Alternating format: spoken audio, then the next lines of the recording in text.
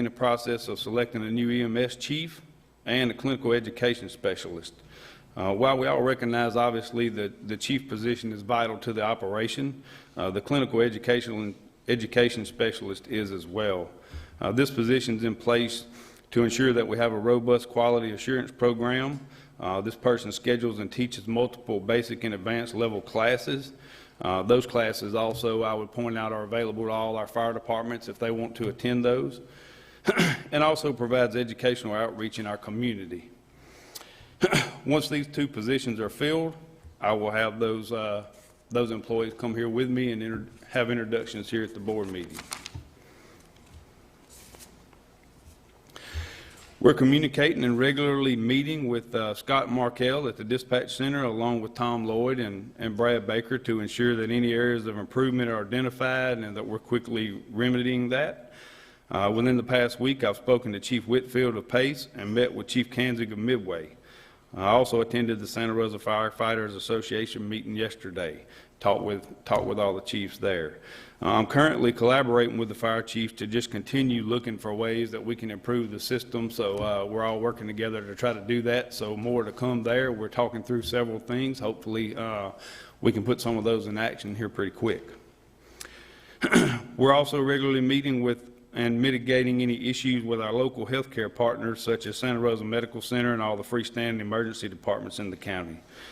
Our team met with members of Santa Rosa Medical Center most recently on October 8th to have lunch and discuss any concerns or issues that they may have.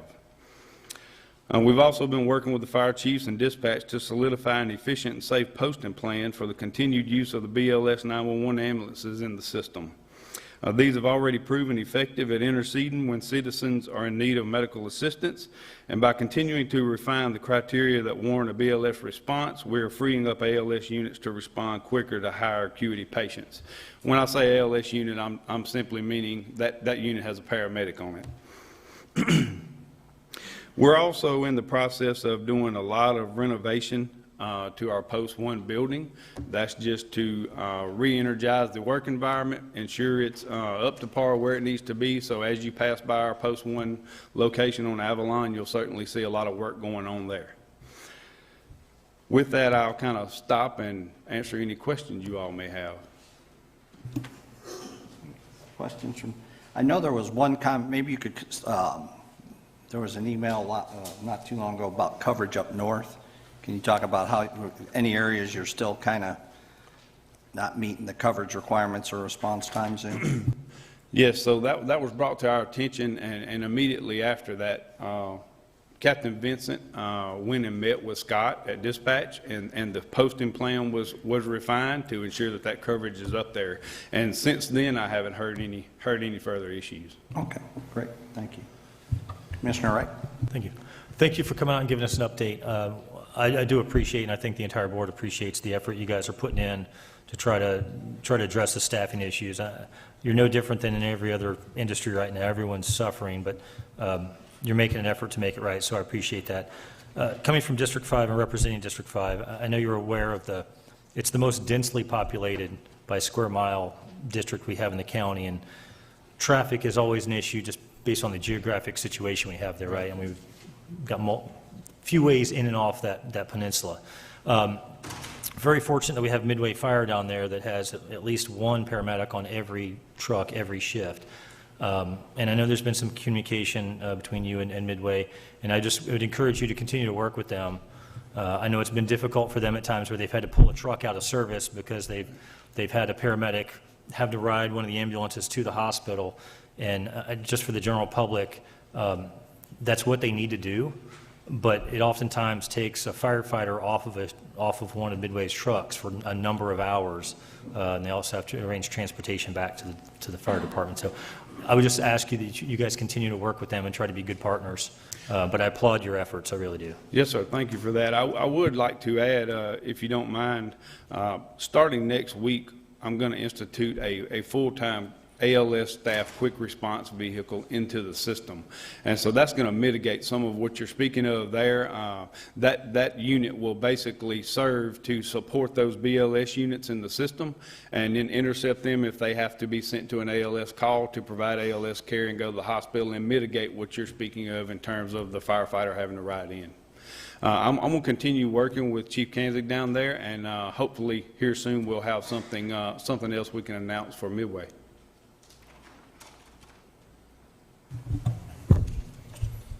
Commissioner Cole? Thank you, Mr. Chairman. Just something that's come to mind recently, and I wondered how you handle it. Back to back, we've had incidents on the interstate bridge, and then right after that, the Piggly Wiggly truck that tried to go for a ride in the river.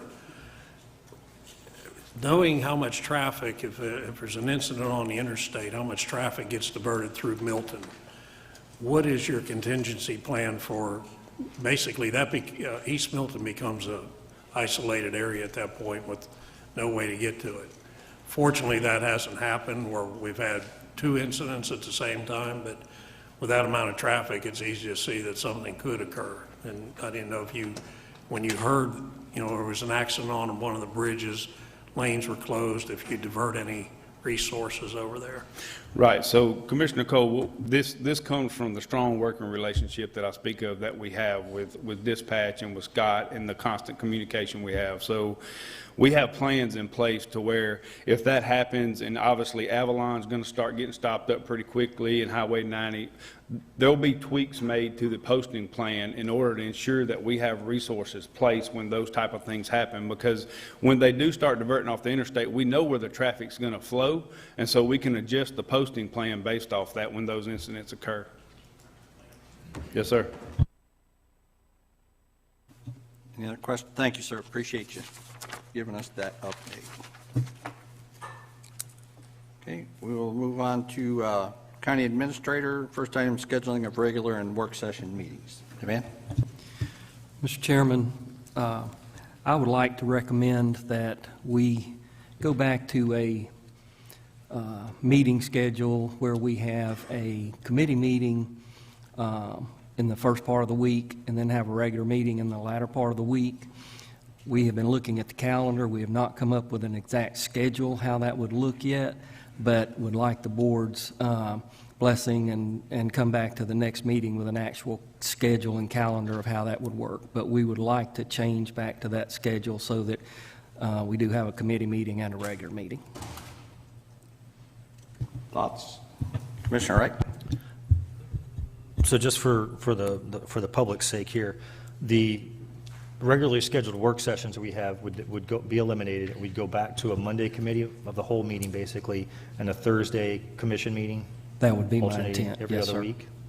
Yeah, I would fully support that. I think the board supported the work session idea and what we're doing now, but I think moving forward, I think it makes more sense, and I think it really works better in our favor for everyone, as well as the public, for us to be able to discuss items on Monday, have a couple days to digest it, do some research, and come back on Thursday and actually vote on the items and present them then.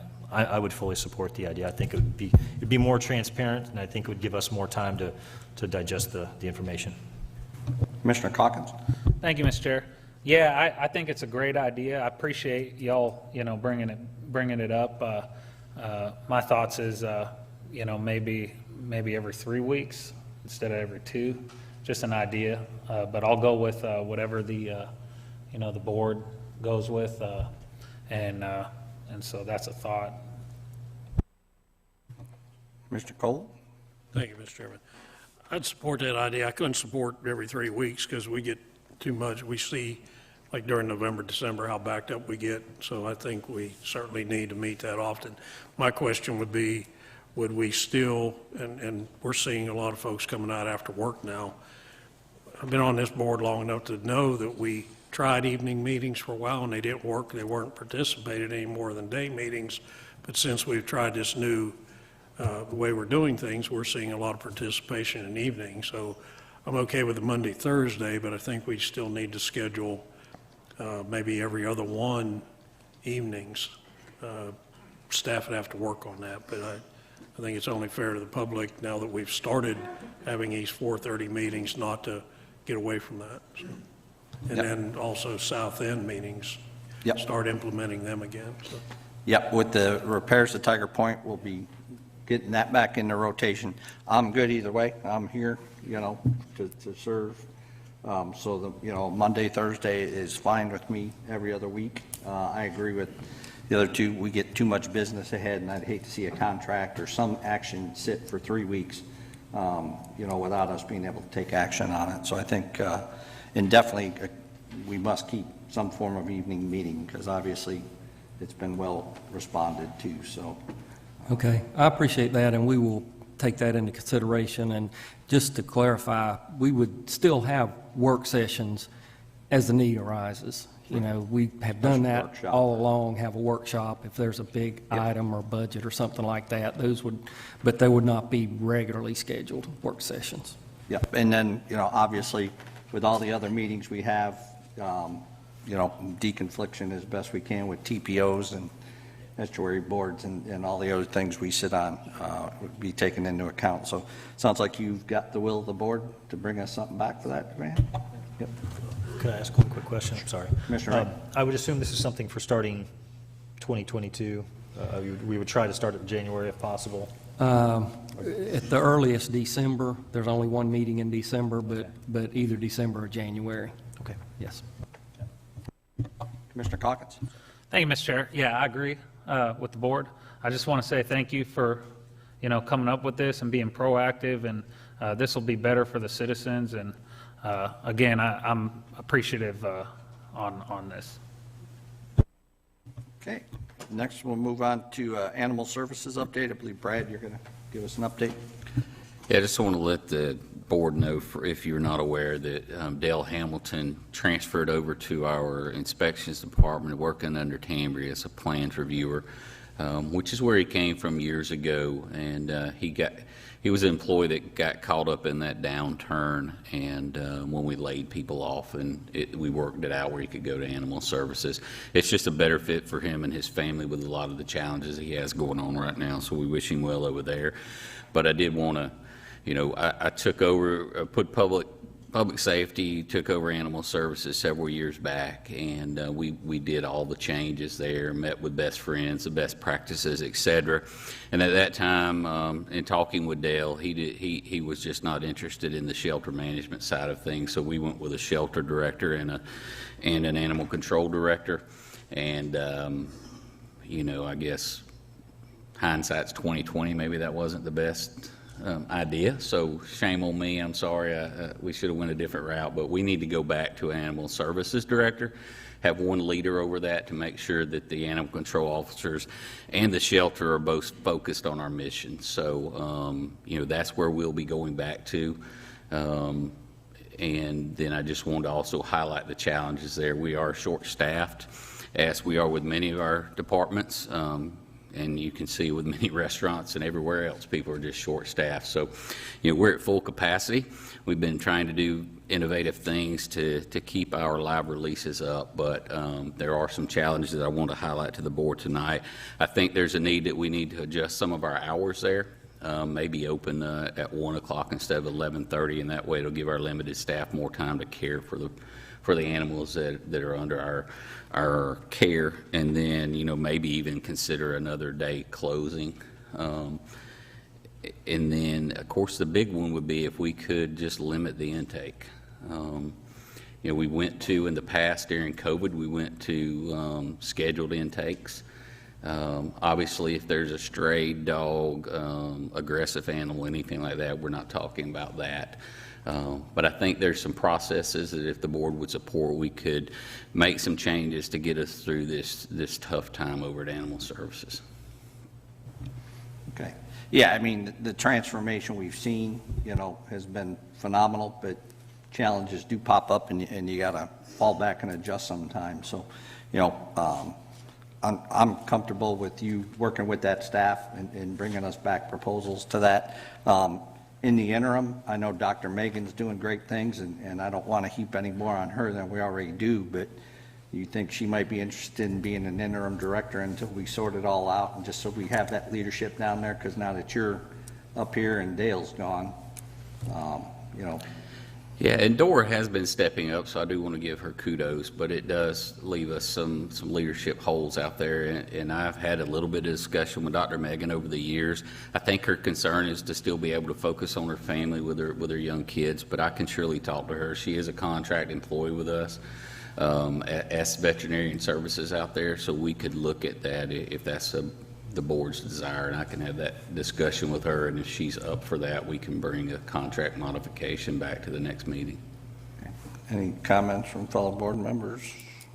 Just that, from everything I've seen, she's done a phenomenal job, and I appreciate the work she has done, so I certainly would support exploring that. Yeah, I think the whole team does great. We need to do what we can to support them, you know, in these challenging times. Just for everybody's knowledge, October is Adopt a Dog Month. We're waiving adoption fees the whole month of October, so if you're thinking about a Christmas puppy, shop early. Brad, for future reference, next October, we just need to have them set up with all the dogs in the hallway here, and when you leave, you get a dog as you leave. Like, institute a new program. That's a good idea, Commissioner, thank you. And also, you know, just for everybody's knowledge out there, we are doing a rabies clinic October 22nd in the evening, so it's all over our website and our Facebook page, so I believe it's $10 if I remember right, but it's an opportunity to test our points of distribution between the health department and the emergency management folks that run our pods, and it's a great way to get a low-cost vaccination for your animal as well. So, Yeah, no, that's awesome. Appreciate that. You good with that direction, Brad? sure. And, Okay. and then if I could just tag one other thing on, I notified all the board members today that our public works director has turned in her resignation. I think there was some confusion and all, and so we're talking to the board. I just wanted to help clarify that she has taken another position. She was offered a position that was better for her family and where she's at in her life. So that's why she's leaving, just better herself in a better position. So. Yep. Thanks for that, Brad. Appreciate the update. Okay, we'll move on to commissioner items. First commissioner item is Commissioner Cole, bonding for fire permits. Thank you, Mr. Chairman. Of course, everybody probably still remembers the 9 Mile Swamp Fire, and recently had an email from a group that was proposing a similar to CAT fund for fire protection when they do controlled burns. I just want everybody to know I can't support that. To me, it was explained, and maybe I got it wrong, but kind of like the hurricane fund, where everybody that buys insurance for the house kicks in a little bit of money to cover hurricane cost. And I don't see why a company that gets hired to do a controlled burn should not be required by either the Forest Service or the state to have a bond to cover incidents like we had here in Santa Rosa County. Found out, and I don't remember the names, but this particular company that took on this burn that got away had a contract, and they subcontracted to 2 other companies. And, you know, it kind of got confusing as far as who was responsible, but it's one of those things that I get on my soapbox about, and then other things take shape, and you kind of gets put on the back burner. But when I got that email, it kind of woke me back up to the fact that we really need to get onto our legislatures and have something done, I believe, about a funding requirement for anybody that's going to have a controlled burn or be hired to do a controlled burn. So it's just my little soapbox for this afternoon. Well, I mean, the legislative delegation, we are meeting with them towards the end of the month, so if you want to direct staff to look at proposals, or we could talk about that more in our work session next week, if there's a will of the board to do that. I just don't think it's fair for everybody, you know, just like we do the hurricane fund, to have the responsibility to pay for that one. You know, this is, you know, we can't stop a hurricane. That's something I understand. Okay, we're all kicking in a little bit to cover the cost to recover from a hurricane. But when somebody puts a match to something, that's controllable, and that should be on them, not on the citizens. Commissioner Cole, I'm going to agree wholeheartedly with you on that. I think it's no different than you have to have a bond, for your auto garage, and businesses have to have liability insurance for the damage they may do, and it's not fair to spread that on all the citizens. So I certainly would support pushing our legislative delegation to do the right thing and make the changes at the state level and to the law to help protect the citizens. So something like what happened before ever happens again, which God forbid it does, there be some mechanism to help make those people whole for all the damage they've had. Okay, Joanne, you good with that? Bring us something for the work session? Okay. Thank you, Commissioner Cole. Next item is one of two I have on there. Regards to the Holly Ballpark. A few weeks ago, I was contacted by a group of citizens that live there in Holly, and have lived in Holly since Holly was Holly, I think. And I was interested in what they were thinking, what they had to say, and I never realized that the Holly Ballpark at one time was memorialized back in 1980 to a young man named Lenny James Tolbert. And that was done by Bill Pullum and the Navarre Sports Association, and they placed a plaque out there. If they could bring that map up, it'll help tell the story. Well, I guess Hurricane Ivan took care of that plaque and memorial, and it was just one of those things that it got swept away, and that whole thing got swept away, and that's a shame. And I think we're going to be able to make that right here tonight, hopefully, with my fellow commissioners. So this group wanted to ask us to rename that park the Lenny James Tolbert Memorial Park and document it in record for perpetuity with the county. Because we all know back in the 80s, we didn't document a whole lot, and there wasn't a whole lot, but she did find a picture. His aunt, correct? Sorry? Your Lenny's aunt? I'm a sister. I'm sorry. I heard someone call you aunt, that's why I mistook that. But up in the upper right-hand corner, she found that picture of the original plaque that was out there at that park. And like I said, Hurricane Ivan removed that on these folks. So I'm here tonight to ask my fellow commissioners' support in renaming that park to Lenny James Tolbert Memorial Park, as well as we have another hero from Holly. So I'm going to try and swoop all this in once, and I'm going to bring the families up to say something. But Sergeant Major Thomas Rick Landreth, U.S. Army, grew up in Holly and was a lifelong resident of Holly until he joined the Army and ended up in Special Forces, deployed to Grenada, Panama, Somalia, Bosnia, Afghanistan, and Iraq. And I'm going to let the family talk more about him, but I asked, being a military guy, we don't go anywhere without our DD-214s when we retire. It's our history for the military. They put it down in a couple of pages, and that's really what you got for documenting your record. And as I read this, I'll just hit some highlights because I don't want to steal the thunder from the family talking about him, but he retired out of the 1st Special Forces Operational Detachment Delta. I think we all have seen the movies and know what Delta means. He had the Special Forces tab. He had a Legion of Merit. He had a Silver Star. It was originally a Bronze Star with Combat Distinguished V, but was upgraded due to Somalia. And Rick, I'm told, led that effort for his crew. So if you've seen the movie Black Hawk Down, that's what we're talking about here. So he was given the Silver Star. He was also promoted to Command Sergeant Major after his retirement. Other Bronze Stars: Defense Meritorious Service Medal, multiple awards, Expert Infantry Badge, 2 Combat Infantry Badges. It is a resume of a true hero. And these folks would like permission to raise funds and put a small memorial within the park. To the right there, you can see where we got it depicted. This is a grassroots effort on their part. And it would be to Rick, but other heroes from that area as it grows and families identify those heroes. So I'm in full support of allowing that to move forward. I'm going to look at putting a pavilion out there so the folks there can enjoy that park. We're making other improvements to that park. But I'd like the families to come up and just tell us a little bit about Lenny. And then I believe we have Rick's brother who flew in to be here tonight, and Jake Landreth as well. So if you all folks would come on up and just say a few words, because I don't think I've done it justice. I love hearing from the family.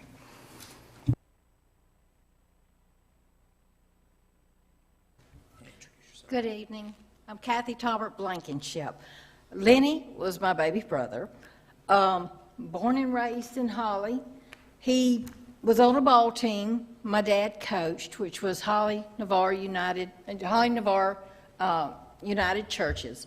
In 1980, Lenny was 17 years old. He died in a single car accident coming from Pensacola Beach over the viaduct going into Gulf Breeze. I was on a ball team also, so Bill Pullum, which was president of the Navarre Sports Association, called a meeting at the Navarre Primary School and suggested that there be a plaque in memory of Lenny put down at the ballpark, being how my dad was a coach, Lenny played, I played, and it's on the road where we lived. It was passed and a plaque was made that you had seen, but due to Hurricane Ivan, it disappeared, along with the wooden benches and everything. Dad worked many hours down there, and it was an honor for him and my mom when the plaque was put down there. And I would appreciate it if we could put another one down there in memory of him. And I thank y'all very much. Thank you, ma'am. Jake, you want to speak about Rick? Jake Landreth from Navarre, well, from Holly. I live in Navarre now.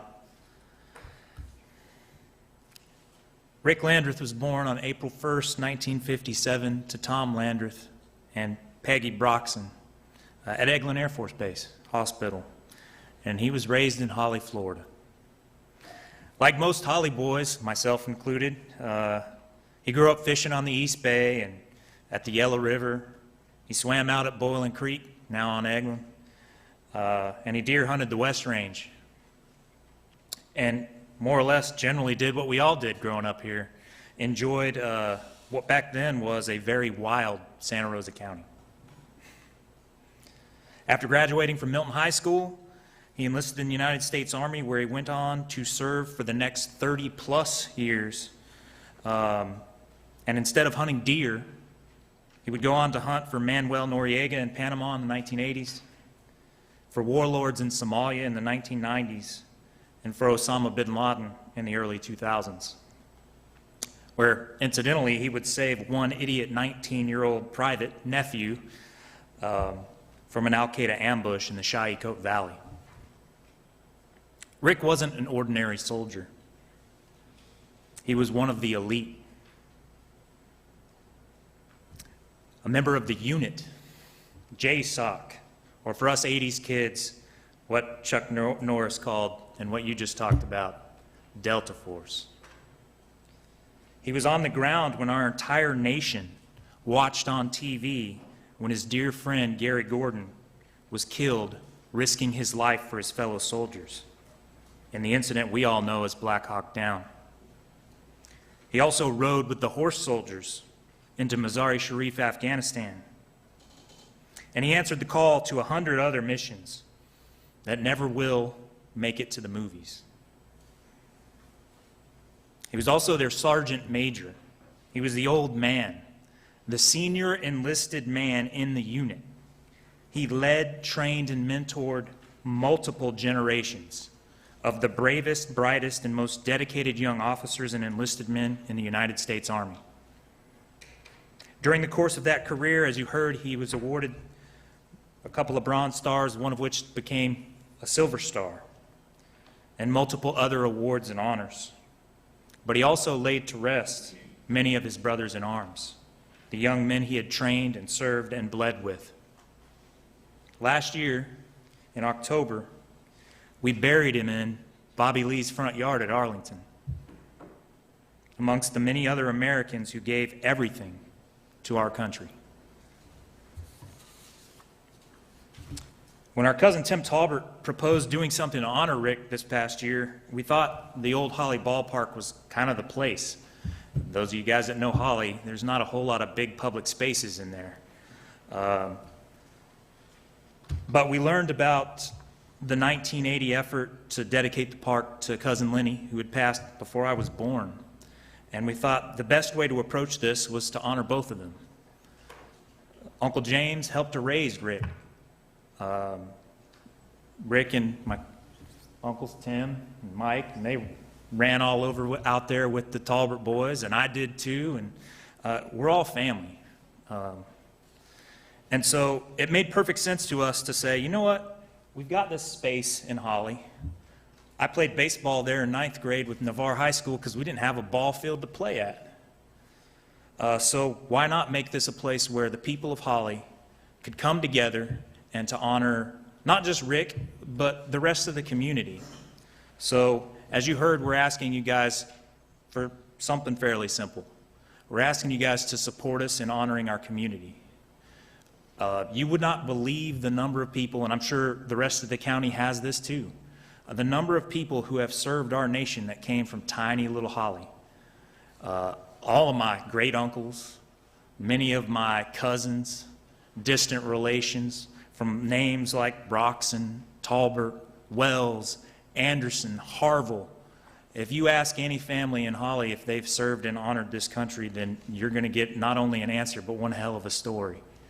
So I thank you guys for your time, and I really appreciate your support, and I hope that we can make this the beginning of something in Holly where we can continue to honor our ancestors and to protect our communities and to face the growth that we're all experiencing with some dignity and not to forget. Thank you for your time. Well said, Jake. Thank you.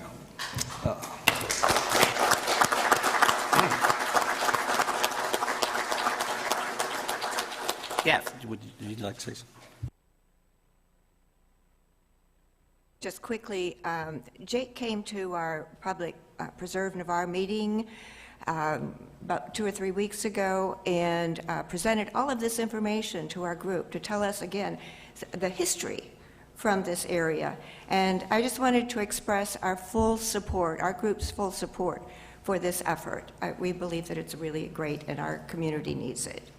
Awesome. Thank you, ma'am.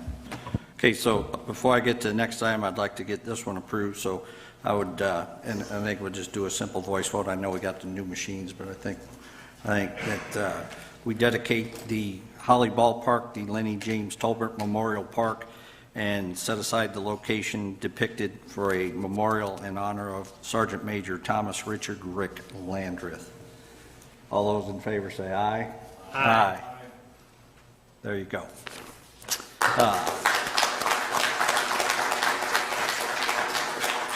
Next item follows right along with this. That memorial, like they said, is going to be to Rick, but all the other heroes of Holly. And with Rick's resume, these folks asked, and I fully support. I'm proposing a resolution of support to the transportation facility designation of a portion of State Road 87 between East River and Bob Tolbert Road, which is the road the park is on, as Sergeant Major Thomas Richard Landreth Memorial Highway. And if we pass this resolution, it'll go forward to the legislature. I'm sure Representative Williamson would be happy to carry that forward. So I would make that motion. All those in favor say aye.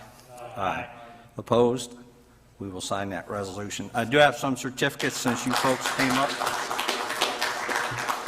If you gentlemen will come down there, you bring everybody up and the family, we'll get some pictures for y'all.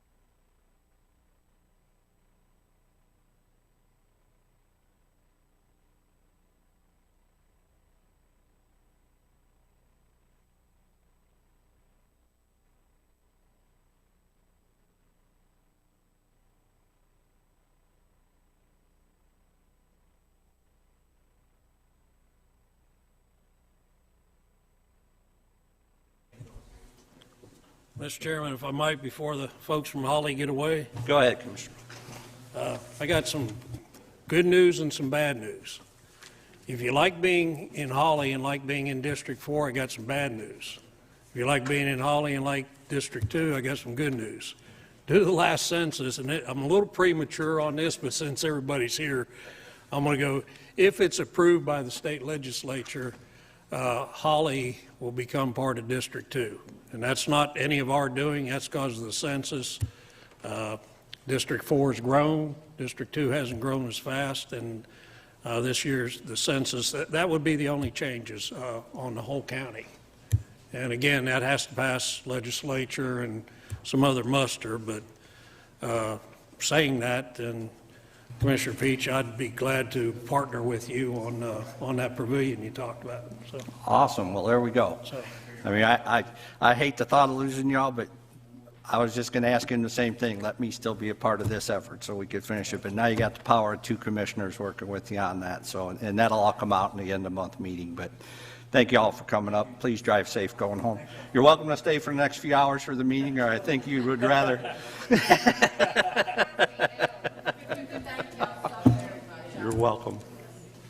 Thank you, gentlemen. It's always an honor to be able to recognize hometown heroes. Okay, and I just lost my eyes there. Okay, next item, item number 4 on the Commissioner items, Commissioner Calkins Stormwater Task Force and an Ashmore update. Thank you, Mr. Chairman. As you all know, we've been getting a lot of rain in the last couple weeks, and it's been, filling up a lot of yards, and a lot of people got scared about their houses flooding with it, and there's been a lot of stuff on the news, and I actually asked staff about, and I'll ask them in front of y'all, did any houses flood during that? We did not get any reports of household flooding, and when we talk about houses, that's in the livable space. There was, I got your mind. There was one, she's filing her damage assessment, it happened down at Hidden Creek, so Okay. Grants is working with her already to fill out that paperwork. Okay, well, I believe this board is committed about getting our flooding issue solved. I've been in contact with a lot of citizens. As a matter of fact, there's one citizen that I have a heavy respect for that's in my district that came up here and, brought up, flooding issues. And I actually ended up going to his house and kind of checking out some of his ideas. And great man, his name is Jerry Bigelow. And I learned so much from him that I thought, we need to, and by the way, before I finish that, he actually helped with getting staff together to get a plan for Ashmore subdivision, and he brought in a lot of input, and we're actually going to get an update after this pretty soon, and he was very instrumental in that. And so the lesson learned is, see, I'm not a flooding expert, I'm not a scientist, and we got a lot of those in the county, that are currently some great county staff, but also there are citizens out there that really can bring input, that really can give us ideas. He brought up, brilliant ideas about a pump, and then I learned that some communities have, implemented stuff like that, and even including Gulf Breeze, Santa Rosa County can solve flooding. We can do it. It may not be, in 4 years. It may take 10 years. It may take longer, but we can fix all of it. We just have to, get together, create a plan, and get it right. And so I've came up with a proposal and got some ideas I want to throw out. First, some of the ideas are, one is, we need to get our drainage ditches clean. We need to work on, with staff and getting some of these drainage ditches clean. We need to identify areas that have, been flooding. And we also need to get ideas from the citizens, find ways to help homeowners save on their property insurance. That's another thing, and we've done this already in 2009. We we saved our property insurance, and I think we could do some of that and get our insurance premiums lower. So what I'm going to do is I would like to make a motion to ask staff to come up with some solutions to help us with solving our flooding drainage issues. And one, potentially improve the current LMS task force. Number two, add a volunteer group similar to the zoning board related to stormwater issues. Number three, identify additional funding mechanisms to solve our stormwater issues. And number four, find ways to reduce the cost of flood insurance for our citizens. Now, this is a motion. This isn't going to make all these things happen today. What it's going to do is going to ask staff to go over these solutions and come back to us with improving on ways to improve this situation. If we pass this today, it's not going to automatically create a board like the zoning board, for instance, just so you all know. But, there's some questions that I have, and I'm sure commissioners have, in ways, because once you create another zoning board, there's a sunshine thing where they all got to be under sunshine, and then there's also how many members do we want on a board. There's a lot of questions, and fellow commissioners, might have ideas to improve this. All I'm trying to do is be proactive and get us going, and the big part is getting our insurance lower, because this could help with our insurance. Homeowners insurance is going up throughout the entire area. People's policies are getting canceled, and insurance is going up, and we need to do our part to try to get insurance lower, and I think this could be the good part about it. But like I said, I don't have all the information. We got some great people that are a part of this. We have, Karen Thornhill, she's our floodplain manager, and so I'm okay with public comment, but that'll be a. If I could just make some recommendations. Okay. I think the timing is perfect because we have the local mitigation strategy task force meeting coming up. Yeah. And we have a BOCC rep that sits on that board. So I would think, I would like to hear from that group, maybe come and give an update, because it's not a well-known group as to how it works. And when I sat on it, I think Commissioner Cole put me on it my first year, it was enlightening to me, but there's always ways to improve it through that. We had a lot of citizen participation, so I think, we could build on that. I think it's a great opportunity to build on that program and make it even stronger. So, yeah, I support you, Commissioner Calkins, and, I think we can take something that's there and make it way better with some set goals and objectives. So, I'm in full support of that. I think if I might add on to your suggestion that maybe during the work session or something, so we could educate the public and re-educate us as to the local mitigation strategy task force and all the duties and details under them, and then we could give even more input on where we'd like to see it improve. If you're good with that, I think that'd be. Absolutely. Yeah. If I Mr. may. Wright? Yeah, I support the spirit of the idea behind it. Obviously, we know that flooding has been a problem off and on for years, and it seems like we go through some weather cycles that really hit us. I support the idea and spirit. I'm a little hesitant to stand up a new board, but I think starting at the LMS, the Local Mitigation Strategy Task Force, I think is a good place to start. I would ask that as part of that, and this is for staff as well as the commissioners, I think we should take a hard look at, as part of how do we fix the problems of the past, how we do things going forward. And I know we just revamped our land development code, but I think there are some opportunities to take some lessons from some other communities around the country, particularly the state of Florida, some places that are, have some densely populated areas. There are some construction techniques that can be done to help deal with taking what would normally be non-permeable surface, such as asphalt, concrete, and that kind of thing, that will actually absorb water And while there is some added cost to that, I think there are some innovative ideas that we could get into. And I think our engineering department and the LMS is a good place to start.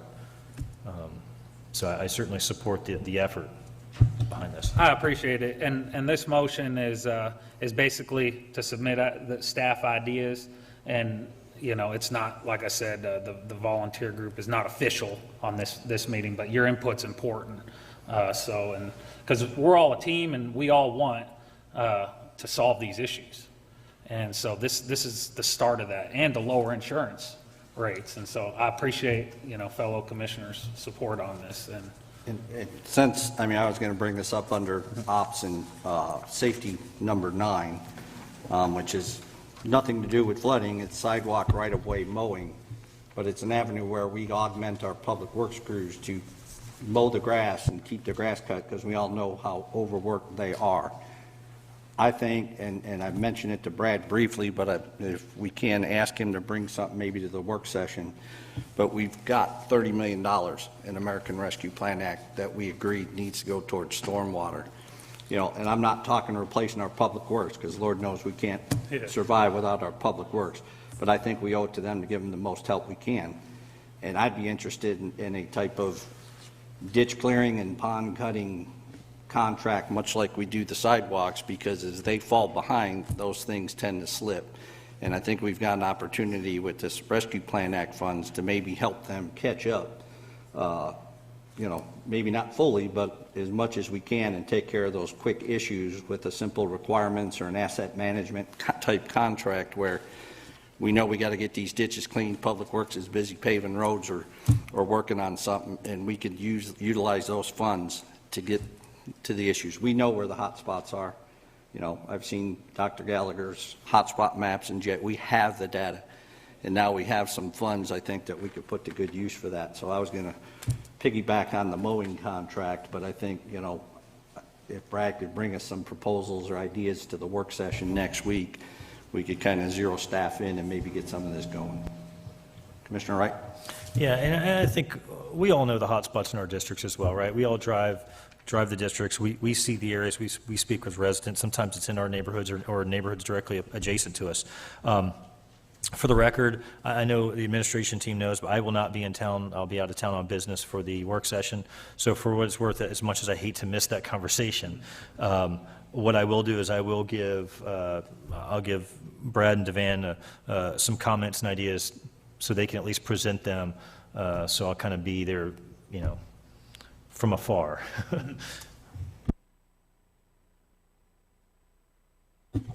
yeah, let's hear from the public, and then I'll. Terry Cooey, Milton. As your historian, I'd like to point out to you that from the year 2000 to the year 2002, a very large group of citizens, diverse citizens, expert citizens, with credentials, mapped out a massively good plan for Santa Rosa County. Nothing was done with it because this board has not funded fully infrastructure. 2014, 2015, another study was done about problems in the county, and twice we've studied Holly by the Sea specifically, and very little has been done. We spent about $45,000, and we learned that we didn't ask the company that did it, the engineering company, we didn't even ask them for recommendations. So sometimes we stub our own toe. There's been 1,000 citizens that stood up here and said they need something done with stormwater. I don't think we need a citizen committee to do that. As Commissioner Peach just said, you have all the data you need. I would like to say this. We have 2 new team members over here, and we also have a vacancy in the Road and Bridges Department, which makes me very happy. Go find us a good person to fill that spot. We know where the problems are. The citizens have, I mean, they're hoarse from yelling from this podium right here. Their fingers are tired from sending emails and begging and pleading. There's virtually not been a meeting in the last year that there hasn't been a large group of people here talking about their yard being flooded. I was watching social media recently, and it's not funny, but it is funny. I saw a group of people, one person owns a pump, a high volume pump. So they pump their yard out, and when they get their yard dry, then they contact one of their friends, and the pump goes over a couple streets over, and then they pump that yard out. I mean, that's the level we're at in this county, okay? And I want to leave you with one final thing. I appreciate we're having broader discussions about stormwater, but I'm going to tell you, and I'm not picking on anybody, I'm just giving you the facts. 5 county commissioners voted in favor of clear cutting, and 5 county commissioners voted in favor of the state minimum on vegetative barriers. And that's one of the 2 things that's causing a lot of this. It truly is. Now, I will tell you, behind the scenes, I know for a fact that code enforcement is getting on the stick. Something was reported to them on Monday. They're going for a site visit tomorrow. You got a person out there that's clearing a bunch of property, and there's not 1 ounce of silt fence out there. That takes us back to, we never got to the $10,000 per day fine that we talked about. All right, and I'm going to look at all of you and tell you again, if you want to stop your stormwater problems, a $300 fine, don't get it. That's the cost of doing business. That's donuts and coffee for the crew. When you get to a $10,000 fine, I'm telling you, you won't have to hand out but one $10,000 fine, and it makes the news media that Santa Rosa County has actually grown a backbone and is going to take this stuff serious. You will solve the problem. But a big part of the problem is the land development code, and you guys know it. There's been expert after expert that has stood up here and explained it to you. People that know this. We've had engineers up here. We've had all kind of people that deal with it. Flood defenders. You know, flood defenders pointed out to you that you're using the wrong rainfall level right now. You're counting it at 14 inches. It should be 17 inches. That's a heck of a difference when you have 3 days in a row like we had. It rained 9 inches in 24 hours after it had rained 3 or 4 days. That's a big difference. One of the reasons the holding pond for Tiburon is as big as China now is because that wasn't calculated right to start out with. You guys have all the information you need. You got a good team up here. Let them do their job and fund them properly. Thank you. And Jerry, I agree with you. The fines, I'm ready to pass them when we bring them back for this board. But I do want to say the Holly by the Sea study is prioritized, and the Loss Committee has put the Tom King Bayou, the place where all the water needs to go, back on that list. As you know, that project was pulled, not by me, before I got in this office. That project's back, and that's the key one to get Holly by the Sea a place to move the water to. So I appreciate the Citizens Committee bringing that back to us and getting that up there. I ask that we not stub our toe ever again, and let's fix where we've stubbed our toe in the past. That's our problem. It seems like it's always, well, we know we got a lot of problems. We got a lot of problems. I'll tell you right now, I've said it before, you got $120 million worth of bona fide stormwater things that need to be handled right now. You got your list. You know where it's at. Mr. Cook, Mr. Baker, putting a lot of faith in you. I believe you up to the task. Thank you. Jerry, I do have to disagree with you. It's way bigger than that, because Holly by the Sea is 80 to 100 million alone. And, Mr. Chairman, I'd like to respectfully come back at one of the comments. The comment was made that we voted for clear cutting. As a matter of fact, that is not true, and that's misinformation being put out. We voted against clear cutting. Okay, and the way you cannot clear cut if you have 24-inch trees around Santa Rosa County. You have to you cannot clear cut. So that's just misinformation. What had happened is there was a group of people that came to the zoning board, and they got their information. They wanted to copy Leon County and Broward County, the most liberal counties in the state of Florida, and they wanted to take 25 feet off of property, and they wanted to take 50 foot off of property, which would have made the land values of Santa Rosa County way less valuable. It would have destroyed our real estate market, and this board is Republican, and we are not in favor of that. So what has happened, and no other county except for Leon County and Broward County actually goes for that. So when they say, that we voted for clear cutting, that's a lie, not true. We actually put tree restrictions in the land development code to where you can't clear cut. If you got a 24-inch tree, you can't cut that tree down. Okay, we got to save the trees. We did the Save Our Tree Land Development Code, and I'm proud of what we did. And I appreciate my fellow board members for helping to end clear cutting. Thank you. We have go ahead, Kerry. Kerry Smith, East Milton. I think Jerry just said, let's quit stubbing our toe. You just stubbed your toe again, because that is totally wrong. You voted for clear cutting. And to sit there and compare it to Leon County and 2 other liberal counties, well, what's that got to do with anything? I mean, it has nothing to do with anything. You've got liberal constituents, mind you. You're still serving them. So let's get our eye back on the ball.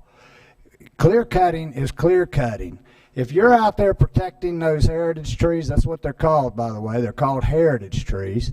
And if you're out there protecting them, all for you. But I don't see you out there protecting them.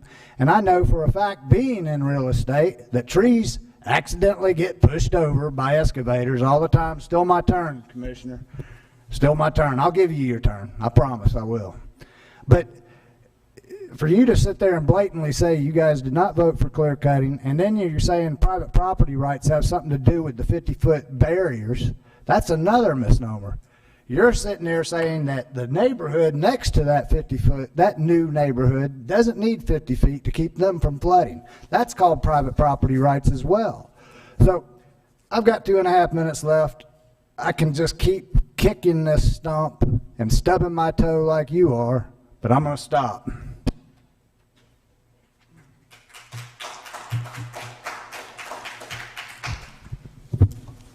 Do we have a Ashmore? No, I was gonna. Okay. If I Is can- it to do with his task force, or? We haven't got the public forum yet. I'll go down the list and call you, sir. No problem. I got the list right here.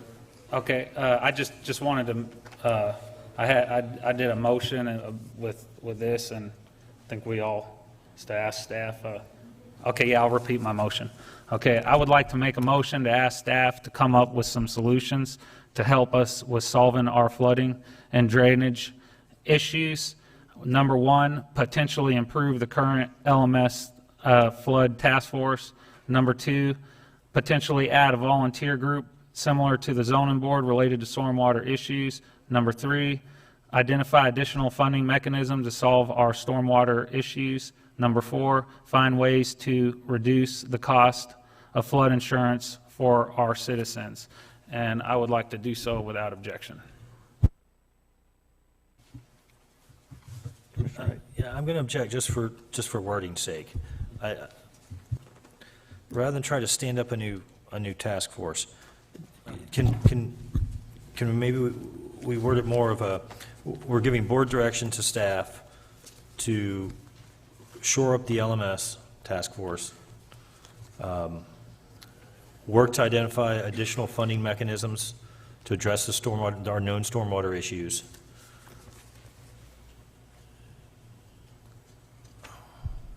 Commissioner And to find addition, and to help, and find ways to save, or to cut insurance costs if possible.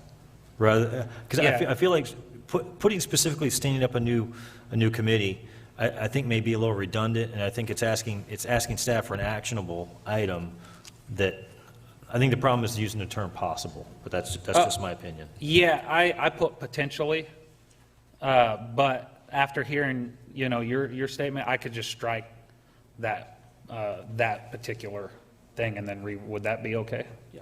Okay. All right, I'm going to restart. All right. I would like to make a motion to I withdraw my motion, by the way. Okay, I would like to make a motion to ask staff to come up with some solutions to help us with solving our flooding and drainage issue. Potentially, or improve the current LMS flood task force. Identify additional funding mechanisms to solve our stormwater issues and find ways to reduce the cost of flood insurance for our citizens. And I would do so without objection. Hearing none, it passes. Okay? Thank you. Is there a Ashmore update as part of that? There he is. Good evening.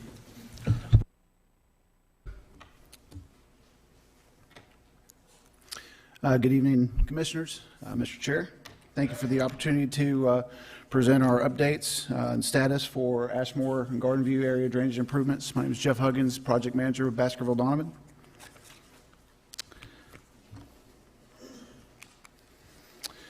Progress thus far for plans preparation. So far, we have substantially completed our topographic and boundary surveys for the site. I say substantially complete because we will field verify from time to time, so the residents will still see our surveyors out there from time to time as we go through the permitting process and further development of the plans. Geotechnical investigations for the new pond have been completed. 60% plan sets are near completion. Pre-application meetings have been requested with FDEP, and I will note that we are going to discuss both the Ashmore Garden View and the Chumuckla Woodbine Road improvements with DEP as well to kind of keep that holistic, so that is on their dashboard as well as we move forward with that project. Progress in our funding assistance. We've been working with county staff and our subconsultant Pegasus. We have completed and submitted the general application forms for the HMGP grants for the project for Hurricane Sally. That includes our H&H study, which takes the actual finished floor elevations of impacted homes during those floods, uses our proposed improvements, models that, and to ensure that those residences that have experienced floods during that event will see relief with these improvements that we're proposing. And then, of course, we continue to work with staff and Pegasus to gather information for flooded properties, loss and functions of infrastructure, and other damages so that we can utilize that in our cost-benefit analysis for the grant funding. For our next steps, we will complete the 60% plans this month, October 2021. We will use the 60% plans for our permitting, as we discussed. Property and easement acquisition. We have identified the space for the new pond and potential accesses from the new pond to the existing pond at Ashmore. Utility coordination, and then continued HMGP funding coordination as well. The remaining schedule, depending on coordination and environmental review, we anticipate completion of 90% plans December, January 21, 22. Completion of 100% plans April, May of 2022, and would anticipate construction beginning July, next June or July. And if you have any questions, I'd be happy to answer them. I just want to thank you for the update and thank you for all the work you all are doing, and appreciate it. Any other questions? Thanks, sir. And then I have one more quick comment I want to say, just to clarify, because I might have said on the tree thing, you can't cut above a 24-inch tree in the south end and a 48-inch tree in the north end. Just want to clarify, just sometimes I get my words mixed up. So. Okay, Commissioner Wright? Yeah, just a quick question on Ashmore Place update. And Jeff, you don't have to approach the podium. You can just kind of give us a nod maybe. I know this is a little later on in the agenda. We'll discuss some things with Woodbine Road, but I just want to make sure that that project and this project will be able to be worked closely together, so we're not having to double work anything, not spending money and then having to turn around and spend money again. Okay. Okay, we'll move on to public forum. Again, I will go down the list. In order folks signed in, if you're here for an agenda item, we will give you an opportunity to speak during that agenda item. So if you'd rather, and then I would just remind everyone we have a rather long list tonight, so we'll be holding to the 4-minute time limit we have in place. First up, we have Mr. Richard Hare.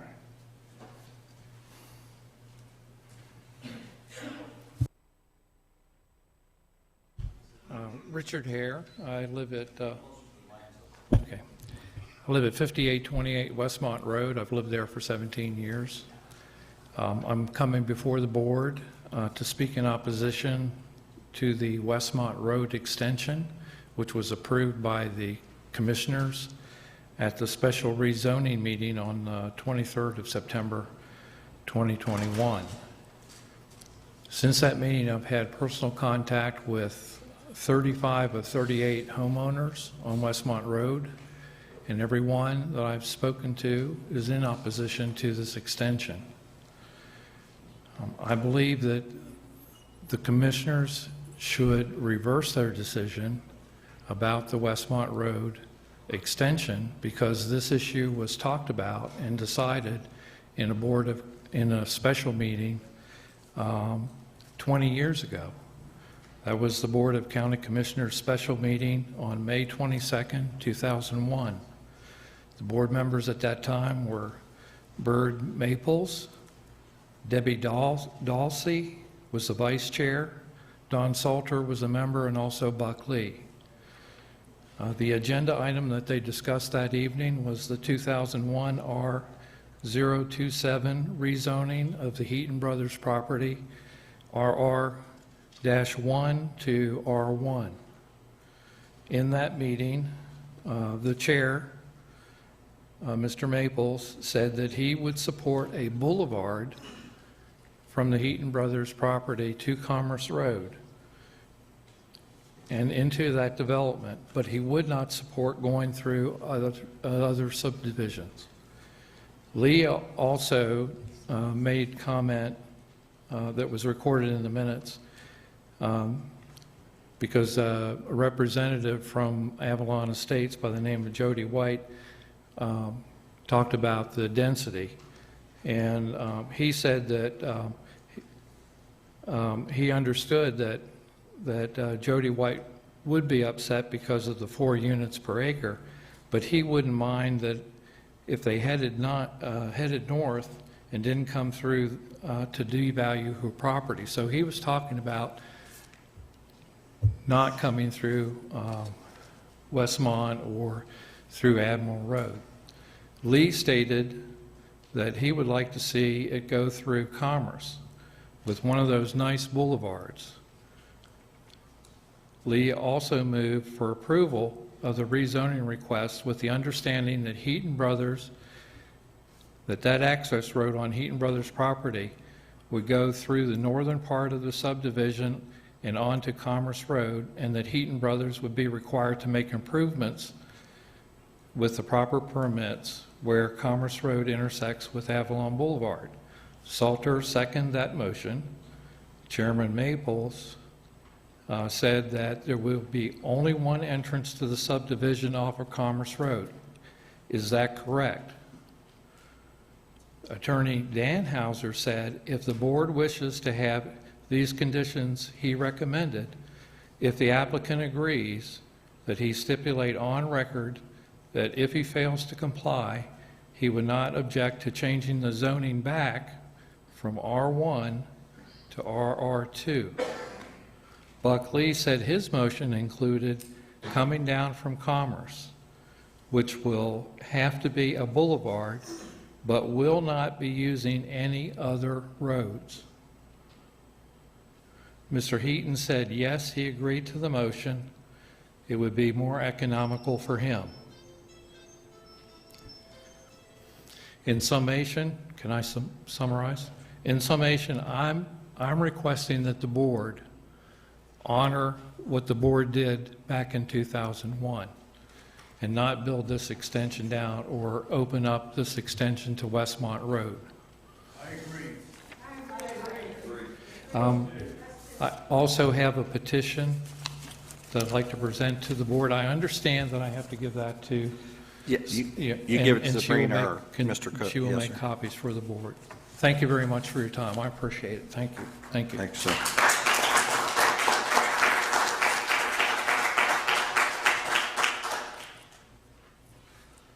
Next, we have Mr. Keith O'Grady. David. Hey, how you doing? I live at 6800 Tidewater Drive in Navarre, and I've lived at this address for past 12 years. And I just wanted to bring your attention to flooding I've been constantly getting into my yard, my house, and my pool since 2014. I'm getting flooding from the north side of my house. Basically, the water comes roaring down from 98 through my neighbor's lawns, ends up into my lawn, my pool, coming from the west side where it floods my pool, and I get the runoff from my neighbor's yard, so it looks like a mud puddle now, like it's done numerous times. Goes traveling through to the east, undercuts my driveway, and then lands up in my neighbor's garage and driveway, and moves east. Let me say, yeah,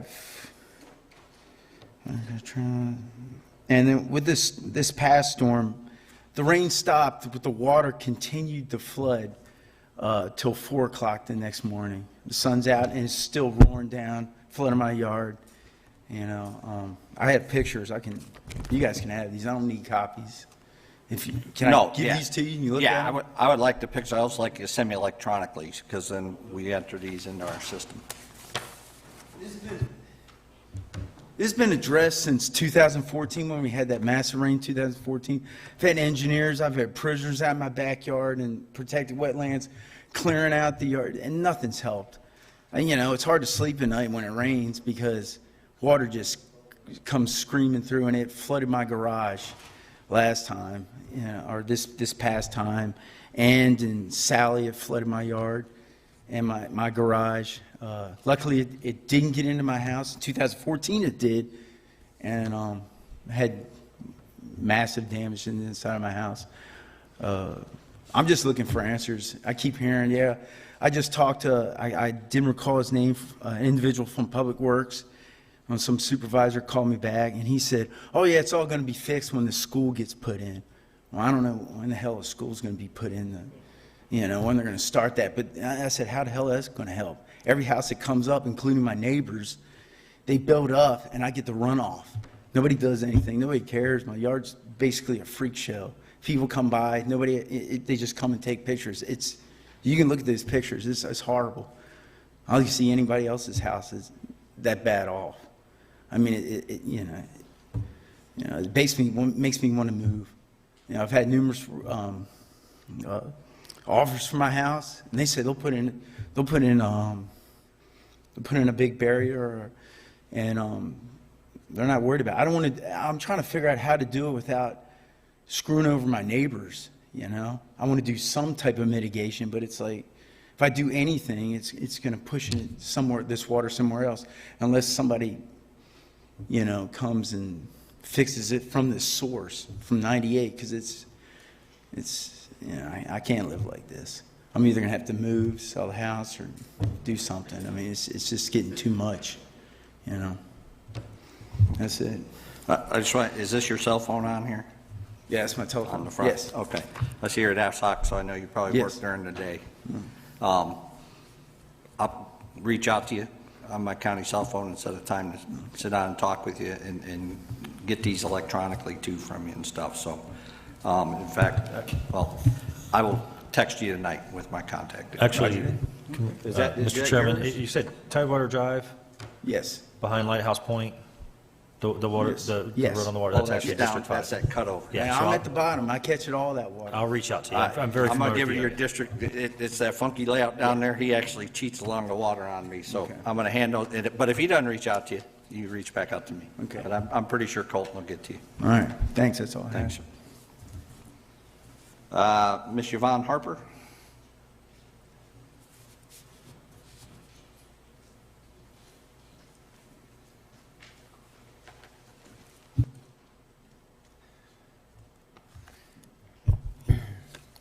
First, I'd like to say, please stop the attacks. If you're asked a question, just answer it with a yes or no.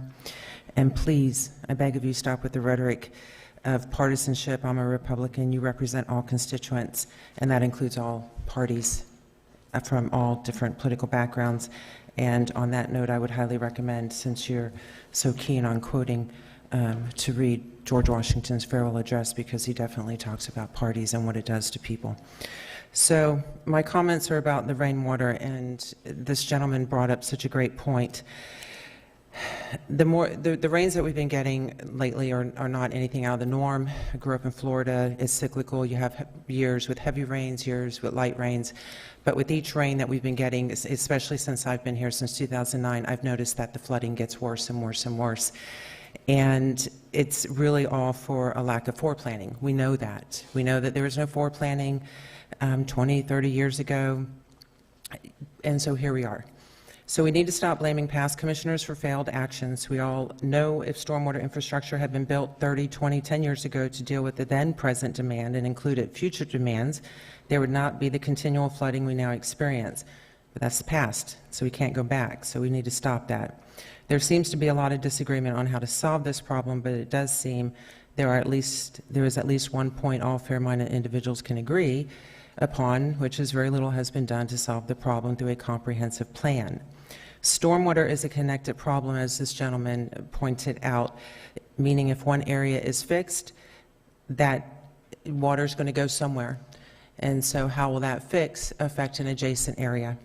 A piecemeal approach really seems to what we do as a county, and that's just moving the water from one area to another. And from my perspective, I just don't think that's right. So is there a collaborative, comprehensive plan to address this problem?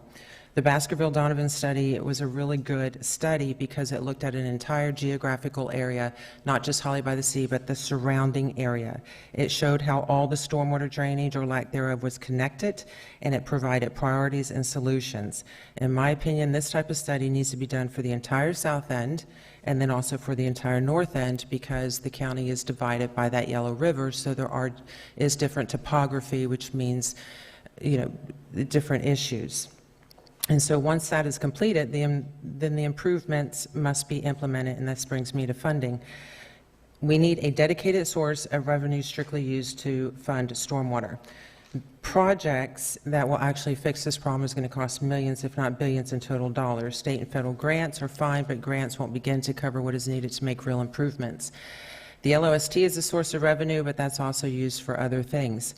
So each of you have to make the hard decision to implement an MSTU that exempts no property and is only used for stormwater infrastructure. And that infrastructure needs to account for future growth, not just present development. The revenue can be divided amongst the 5 districts based on what each one brings in. For example, if Navarre has 50 lots and no one is exempt, $100 means a year means $5 million annually.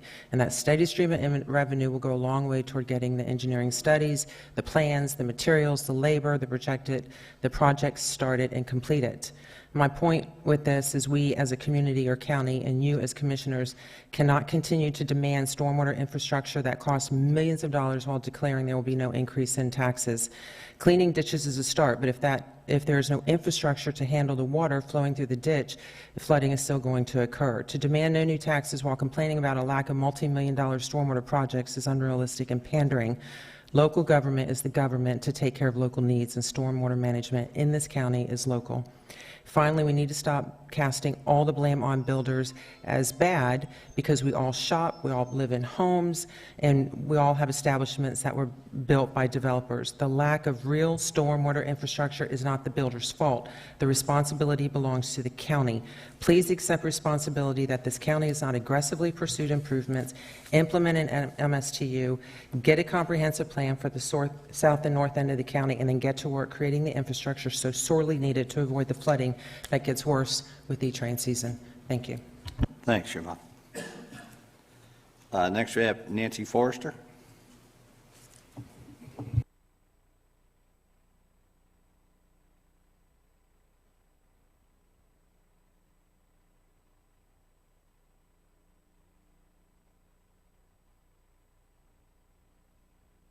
Sorry. I'm Nancy Forrester from Navarre, and I'm the Vice President of Preserve Navarre. I understand another group wants to incorporate Navarre now also, and I'm here today to tell you how Preserve Navarre is different and all of the accomplishments that we have had during this last year. We are a nonprofit recognized by the state and federal government. We also are a PAC. We have both checking and savings accounts for both entities, and our finances have been published monthly on our webpage for this last year. We have public meetings. Our very first public meeting was October 6th of 2020. We have anywhere from 60 to 80 people attend those meetings, and that number continues to grow. We have speakers. We have speakers most months, and some have been, for instance, Jerry Cooey, Bart Pullum, and the mayor of Milton. The speakers have spoken on various topics such as infrastructure, the history of South Santa Rosa County, and water protection.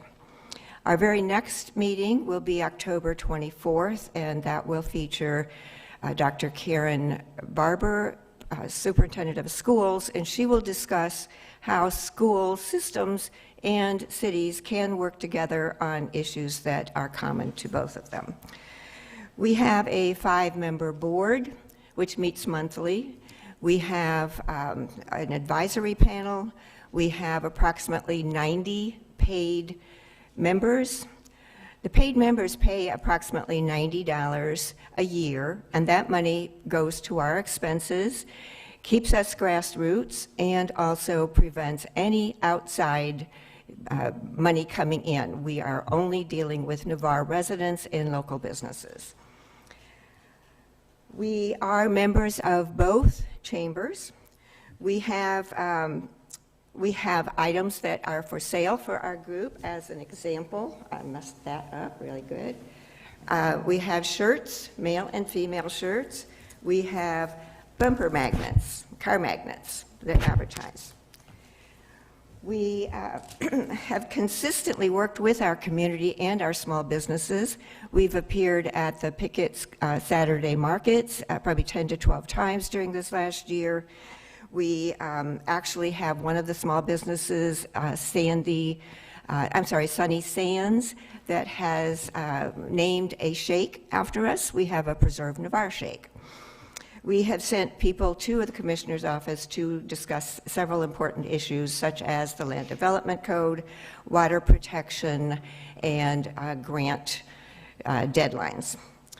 Keeping in the promise of listening to our residents, we sent 17,000 survey cards to homes within the 32566 zip code, which includes Holly and Navarre, to find out what the people want.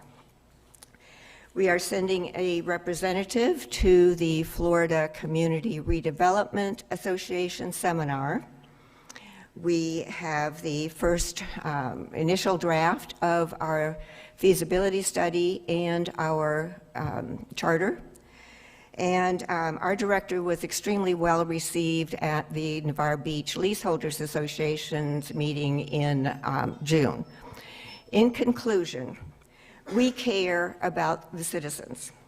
That's clearly evident in our core values, which are being resident-focused, being transparent, integrity, and for responsible growth and constitutional government.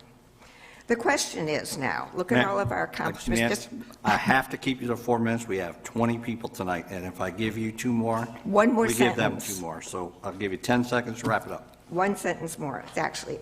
Ask the other group, has any of this, the other group done any of this? There's just no comparison. We believe there should be one organization working towards incorporation, and that's Preserve Navarre. Thank you. Awesome. Thank you, Nancy. Next, we have Carrie Smith. I'm going, Mr. Foster, I'm going in order. That's how I do it in these meetings. I can't change that tonight. So if you're signed up, I'll go through. If you're not signed up, we'll get you at the end. But I got to follow the list that we have. Mr. Carrie Smith. Kerry Smith, East Milton, Florida. I've got 4 points I want to go over. We've got the report card back from the county employees. I know you guys are all familiar with it. We're going to bring it up for the sake of people that don't know about it. But I took a copy of this and I highlighted 4 sections of redundancies. When we're going through it, we've got Commissioner Calkins as a redundancy, HR Director Janelle McVeigh as a redundancy, pay as a redundancy, safety, LDC, and land development code as a redundancy. I'll go over the first one real quick. We had 9 negatives for Commissioner Calkins by name. So I'm not going to go through them all. I'm not going to waste all of that time. I've got too much to go through. But we got 8 by name, 1 stating District 3, all of them negative. The second one, we've got a few that are going over, yeah, that's highlighted in green. This is for HR. I don't know her, so I can't be accused of picking on anybody here. Try to get more commissioners to help fire HR Director.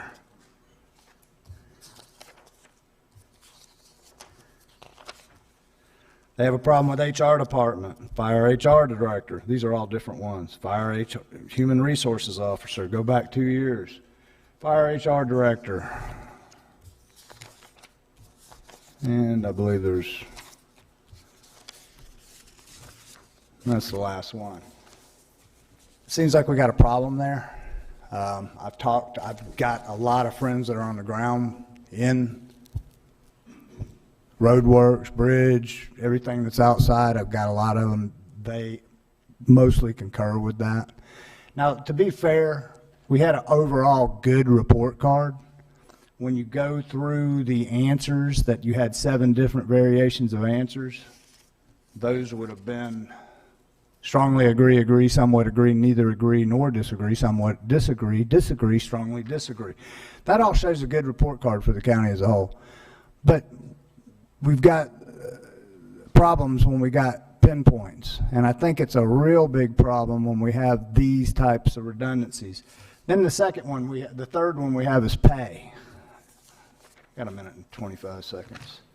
Give all employees making less than $15 an hour a higher percentage raise employees making over $15 an hour, and I get that one. We'll go to that one. Another one spells that one out pretty good.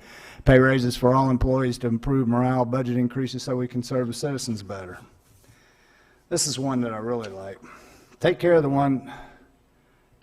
employees better. Listen to your employees' concerns. Be more active in your employees are and what they do for the company. Be better leaders. Stop allowing leaders to pay new hires more than employees that have been working for the county 5 to 25 years. Take care of the people that have been making you look good for all these years.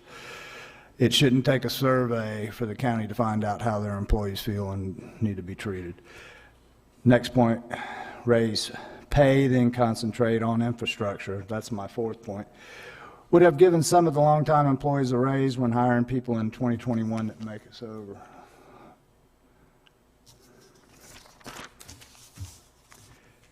Oh, there's a real good one in here, but I should have. Okay, I would not give everyone across the board a 2.5% increase, and this makes a lot of sense. That means someone already making $100,000 per year gets an increase of $1,280, compared to a person making $16 after 14 years gets a 35-cent raise. I've heard that one a lot. These are things we need to address. We got to get better morale, and I know I've been up here 4 minutes, sir. I'm getting down. Thank you for your time, guys. Thanks, Kerry. Next, Sandra Palio. Did I say that right? Palio, sorry. Thank you for correcting me. Yes, hi. I am Sandra D. Palio, and I live at 1740 David's Drive. That's David with an S. And we've lived there with my husband since 2007. David's Drive is between Sound Retreat and Lighthouse Point subdivisions. And over the years, our street has improved, and we have 6 homes on the east side. And on the 6 homes, we have, every time there is a substantial rain for 2 or 3 days, we have major flooding. So much flooding that it goes right down the street, right into his yard. And it's all coming from Holly by the Sea and the wetlands. Our whole backyards turn into lakes. We have wooden fences separating each of the homes, and the lakes push up on the sides of our homes, and then the water in the very back is like a roaring river rushing down to the Sound through each of our backyards. And what it happens is it destroys, it gets into our sheds, it washes away our plants and our mulch. And look at me, I'm getting emotional here thinking about it and watching it again. And what happens is, it's not just what's happening physically, it's what's happening to us emotionally. Every time we have this rain that goes on for 2 days, 3 days, we're looking out there and we're watching it come closer to my screaming porch, closer to into the garages. And it's emotionally upsetting watching your home and your yards being destroyed. Let me just give us a couple more things. I'm going to give you some pictures of my backyard. David's Drive is right off edge of water. I'm not behind water.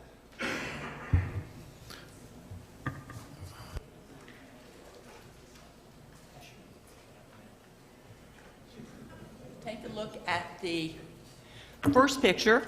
The first 2 pictures are my backyard. You can look at the shed. That's 13 inches of water up my ramp going into the shed. The second picture shows the river behind the shed. You can barely see the shed. There is 10 feet between the back of that shed and that vined fence back there. All that is rushing and roaring down through 6 homes, going right through Keith's yard and rushing to the Sound. This has been going on for years. Actually, that picture number 3 is right in front of his house. I was in my car, and it was running over. It had crested tide water going over into the Sound. And then the 4th picture is at the corner there of Tidewater, which is parallel to the Sound, and then we're just going straight up to the north there, and that's a culvert that you can see is grown over and is doing no good at all. How much? 9 seconds? The problems have been going on for years. I am astonished that there isn't a task force that is actively pursuing all these kinds of problems. Quickly, I'm going to give you these other 2 things. This is from the house at the corner of the drive, and this one is the last house on the cul-de-sac, which has 6... Sandra? Yes, No, you come back. Oh, yes. Do me a favor. Yes. My email address is on there. Will you send me an email after the meeting, and I'll make arrangements to catch up with you? I'll come out to the site. Thank you. Thank you. Mayor. Yeah, may I make a quick comment? Sure. I just want to say that we do have an LSMS committee and a flood mitigation task force, and what the board did today is try to make it better. But we hear you and appreciate the board on trying their best to get it done. And so, but we're going to do our best. I want to get 4 years from now, I hope that we got a lot of these solved, and we're going to try. But these are all concerning to all of us. So. Next, we have Mike Clinch.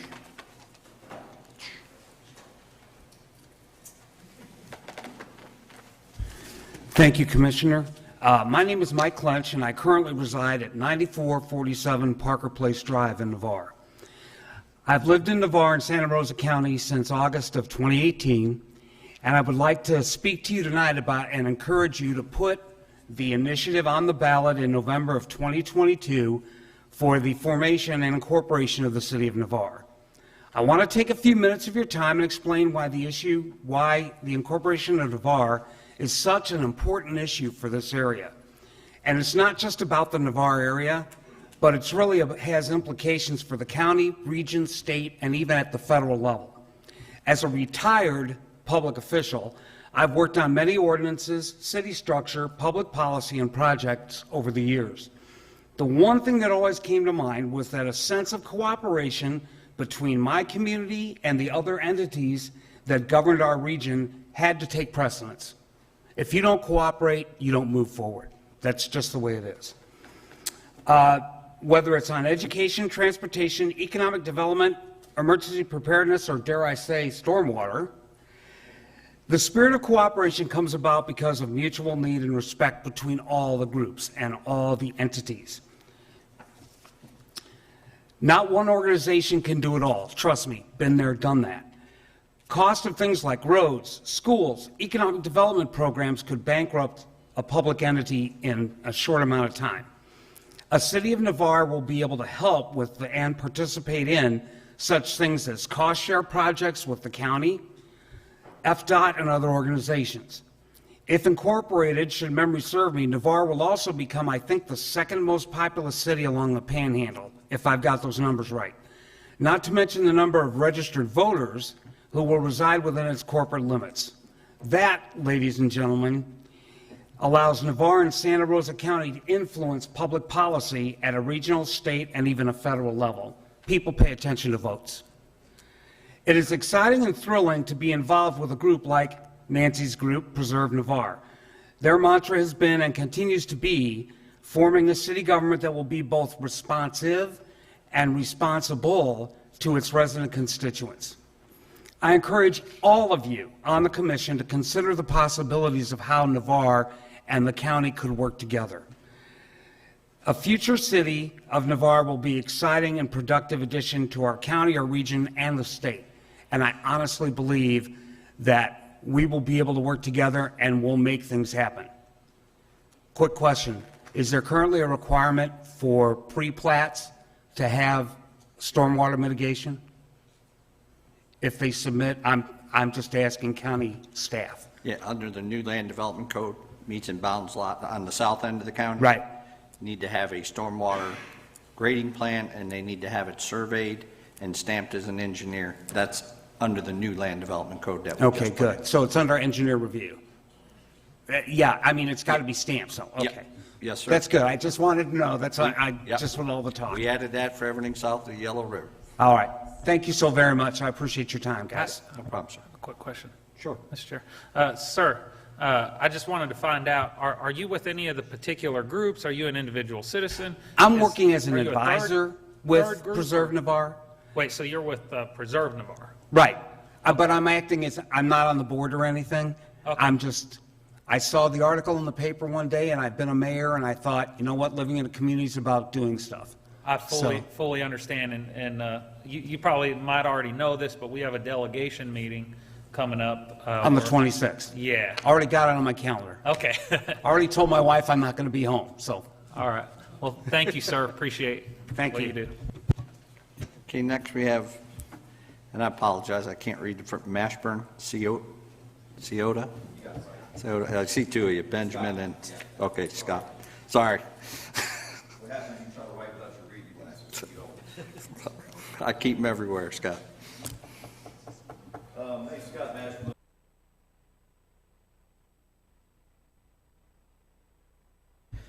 All right, I want to come out in opposition against the widening of the thoroughfare of Westmont.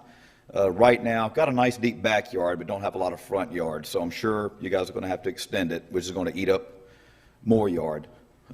Two, I just, living here all these years, I'm seeing the rapid development. It seems like it's just going too fast. And I'm not against development. We need more sensible development. And I got to looking at, campaign contributions for you, Mr. Cole, and for Sam. I hadn't looked at anybody else's, but I've seen a lot of builders, developers, a lot of real estate people, the lion's share of it, if I would say. And, it seems like they're making good on their investment in you.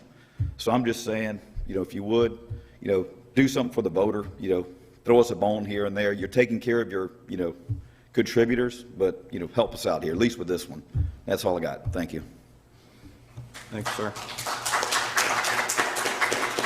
Is Benjamin Mashburn?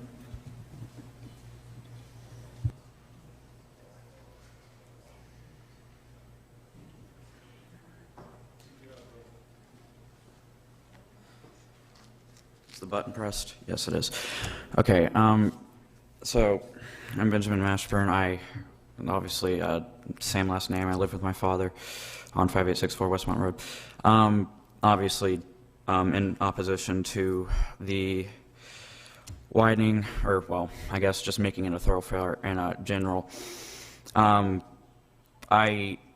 did have sort of a question as to, I guess, why, where, I don't think we knew necessarily I don't think we were brought aware, at least beforehand, of the plans with, I think it was celebrity housing, of having I want to say, it was either 4 or it was 6 per acre that they had for a 228 house subdivision on the other end of where the cul-de-sac is now on Westmont Road.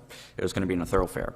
And I feel like a lot of people, especially, I think even, I think not just for the voters' sake, but for, I think, the builders' sake, I think what really attracted people to Westmont Road was the fact that there were, I think that was into consideration, the half-acre backyards type thing. And I'm not exactly sure if having over 2 houses an acre, I'm not exactly sure that's even going to, again, if you think about the builders and the voters, well, obviously for the voters, it's going to be, it's going to not really be the most pleasant thing having about, at rough estimate, probably 1,000 cars going through a thoroughfare per day. That's at least what I saw from a paper from one of our neighbors. But I do think that there would be a little,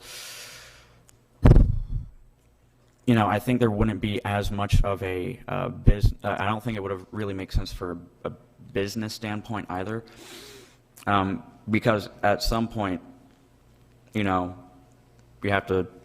At some point, you have to think about the fact that, again, it's not just a Westmont thing. It's really all over the county again, and also, the one in front of Benny Russell, I saw it built on that, right on that ridge there, and I felt like there kind of been a little bit of a water slide problem in those streets there, especially considering that a lot of those houses there are built out of, I guess, a center block, or not a center block, it was a CMU foundation type thing. And I feel like for a storm, or from like a construction worker state, especially in the state of Florida where you have those post-Andrew requirements. I'm not exactly sure, because it's not just the wind problem, because you do have the hurricane straps, but it's also going to be a big water problem, as the citizens of Navarre have also been concerned about. I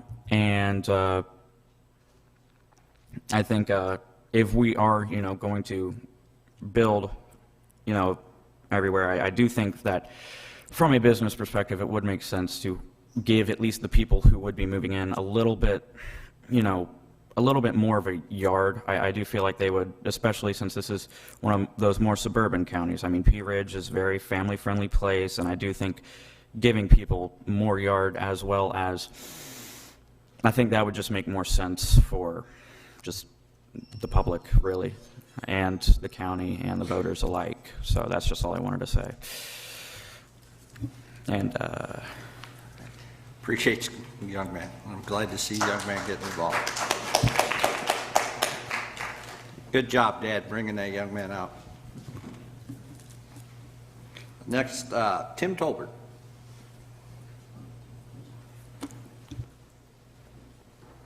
Mr. Chairman, Mr. Chairman, fellow commissioners, I was here on a different item, earlier item, but I noticed there is an agenda item later on, I believe it's in budget and finance, I have some experience with, and I can't stay. Would you allow me to make a quick comment on that item? It's the My Government Online permitting program, and as the building director for Escambia County, we use that program, and we are very happy with it. Plus, it's about a third cheaper than any other program. Works well. And I just wanted to let you guys know that when you get to that item. And any questions? That was the MyGov, the permitting software you're talking about. I'm sorry? That's the permitting software Yes. we have on there? Yes. And we use it, and it's great. We've used it for 4 years, and we were kind of the guinea pigs for the first 2 years, and then the entire county went to that program. They have something for the entire, all the offices in the county government. I'd heard y'all were pleased with that, so I appreciate Yeah, we you are. coming to And our tell us. customers are. Customers love it.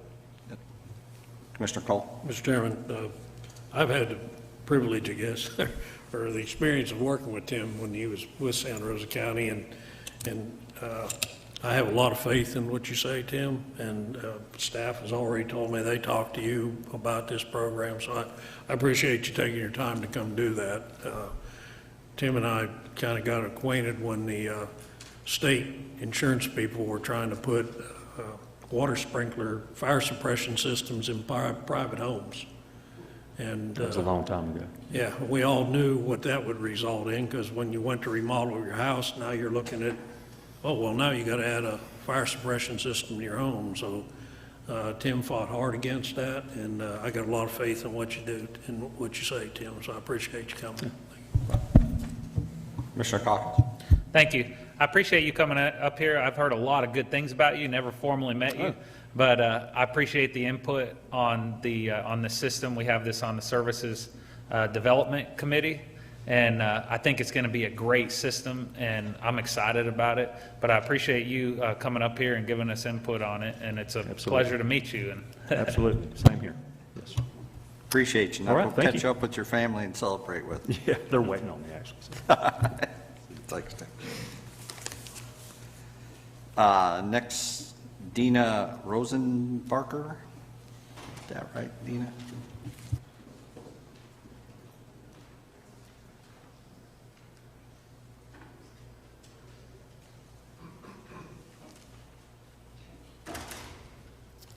Hello, how you doing? My name is Dinah Rosenbarker. I live at Westmont. What we're asking is, do not open that road. They're going to build back there. Do not open our road. 1,000 cars a day, that's a lot, okay? And it's going to cause a lot of problems. Let me give you an example. When we had Sally, they had to reroute traffic to come down our road. There was hundreds of cars. It was awful. They were speeding. They almost hit each other. One tried to pass another one. I'm not sure what happened, but they had to reroute it. We was all in our yards cleaning it. So please do not let them open that road. That's all we're asking. Let them go Trump Boulevard, come out Commerce. That's all we're asking. Been there since '96. We're the original owners. There's only a couple of us on our street because part of it's Celebrity, part of it's Adams. We live in Celebrities. All we're asking, please do not let them. Thank you. Thank you, ma'am. Next, we have Susan Roberts.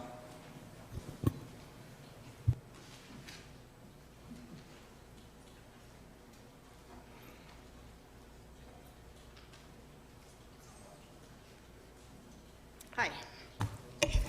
I live on Westmont, and I came to the meeting for IBIS and Gulf when they were trying to open their roads up, and our arguments are the same. We're a neighborhood. That neighborhood's been there for years. The kids play ball on the streets, neighbors walk. It's a neighborhood. If you open us up to it's not just one development. There's going to be, what, 2 or 3 back there?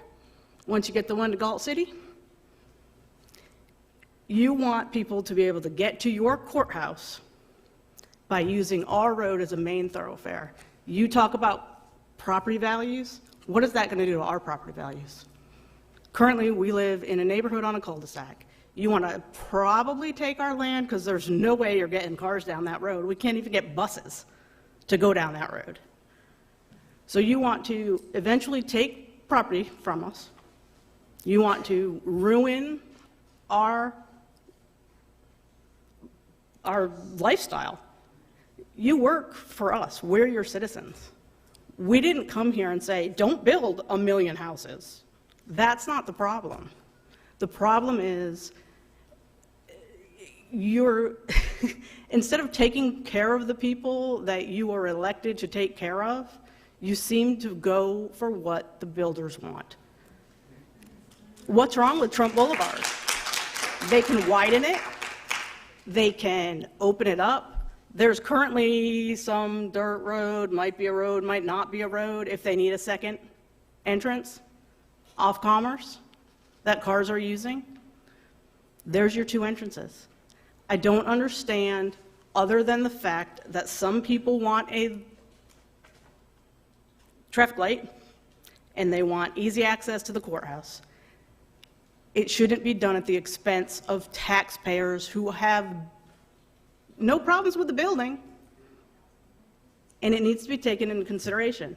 After IBIS and Gulf came, I called every 2 weeks to see when we were coming because I knew we were next, because I was told that we were zoned to be opened up eventually from a cul-de-sac neighborhood. Every time I called, I was told, Bob Cole is handling it. Bob Cole's talking to the builders. Then we find out that somehow you get a donation of land and to hell with our road in our neighborhood because now you get a park. It doesn't seem fair to the people that are already living here. And you need to take into consideration, I know you're done. I know that you're not running again. So maybe you don't care.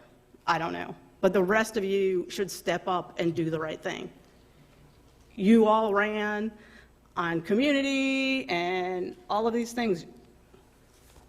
So is it more important to you to increase the tax base at the cost of your citizens? Or do this end-round way where you didn't even bring it in front of the citizens? We didn't even get a zoning meeting. We didn't get anything. No letters, no little yellow sign, nothing, until after the meeting. That should be criminal on something as huge as running 1,100 cars down our road. I mean, that's all I really have to say. I just think that you owe it to the people who put you in office, that you are here to protect. We shouldn't have to come to war with our county commissioners to preserve our way of life. You should be fighting for us, not against us. And you talk about flooding, you clear cut, all the trees help.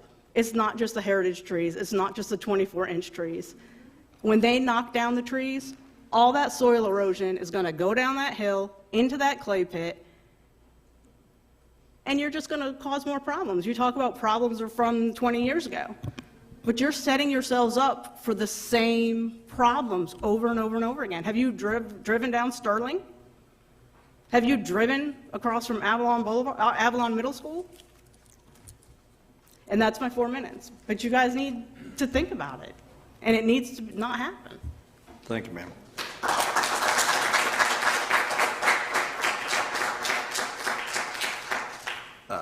David Jensen.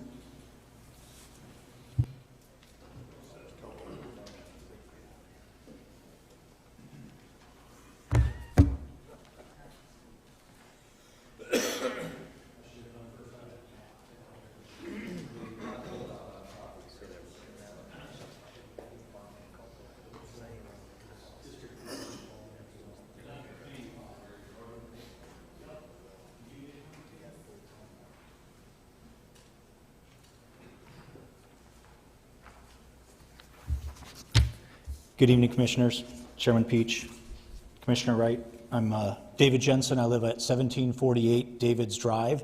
We're in District 5, and I'm here to speak to you. Apparently, a third of our 4 neighbors that are here tonight to talk about the flooding that happened in this most recent incident. I gave you a handout to kind of orient you.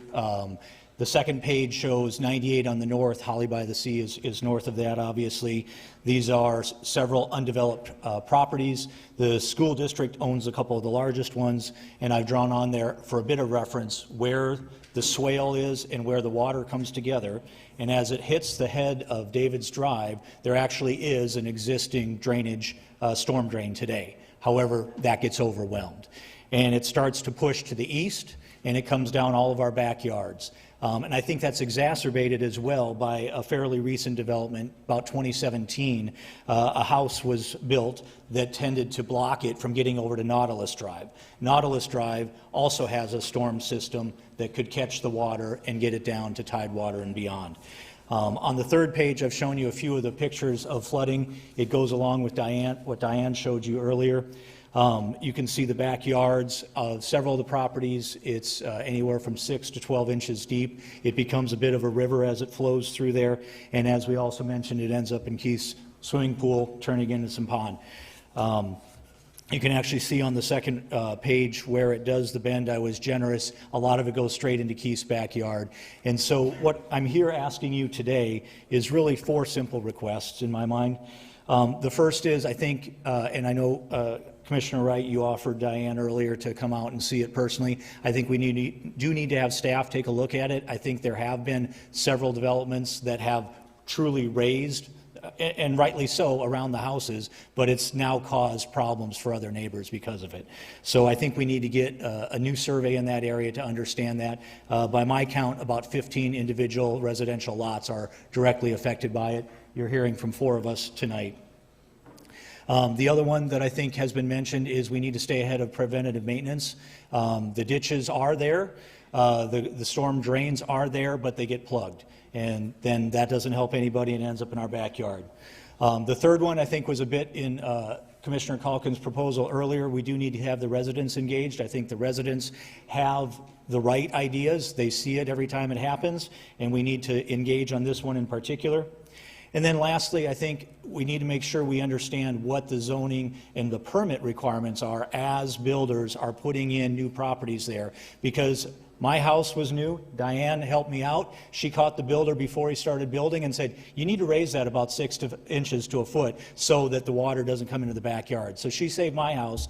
I've only been in the area 2 years, but Diane helped us out. But those things need to be addressed because it's going to push the water somewhere, and it needs to be part of the permitting process, in my opinion. Thank you. Thank you, and I will reach out to you. I got a quick question. Are you folks on septic or sewer there? We're on septic. We're on sewer. You are on sewer? Yes, okay. We're on sewer. And you're the second house on the eastern side of that road from the top? From the top, yep. Okay.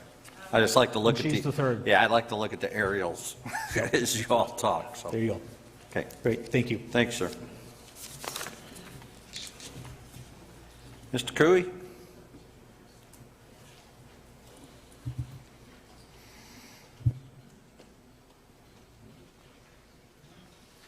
Jerry Cooey, Milton, Florida. Commissioner Peach, as you had asked, as the Watershed Protection Committee, we got out there and pushed the event at Pond Creek. I want to congratulate the Estuary Committee. It was fantastic. Somewhere around 40 people showed up. Everything was well organized. I got to brag a little bit. Kerry Smith and his wife and I, we decided to team up, and everybody else went downstream. So we're going upstream because everything's hung up above the bridge. We know it. Well, we hadn't received the trophy yet, but we won first place. The Inner Salmon Trophy? Yeah, we're waiting for it in the mail patiently. No, it was a great event. As many folks know about me, Pond Creek's near and dear. You know, we've got to work towards some long-term solutions there. The stormwater that's coming in above Pond Creek, the picnic area, needs to be downstream of the picnic area, and hopefully we'll get there if I have to dig the ditch myself. We think that there may be a way to tie into the stormwater off of the Taco Bell parking lot to do that. Now the best solution is collect the stormwater and run it through a wastewater treatment plant. But it was a great event, and we had people from all over the county that showed up, and you know, look forward to doing that again. I'm going to take a little bit of my time also because a citizen reached out to me about the Westmont Road situation. Basically, as I see it, once again, this is my humble opinion. Ibis Road won 2 weeks ago. You're not going to go through Ibis. So they just moved over and they're looking for another road. First gentleman that spoke read you the direct minutes of the meeting where all that was decided. When people have knowledge of something, that's one thing. It does concern me that there wasn't a yellow sign. I mean, in all fairness, and of course, I've been a huge advocate. I don't think 500 feet is enough. I think we do so many things that are regional stuff. It should be way more than 500 feet. But those folks didn't even get an opportunity to argue their case.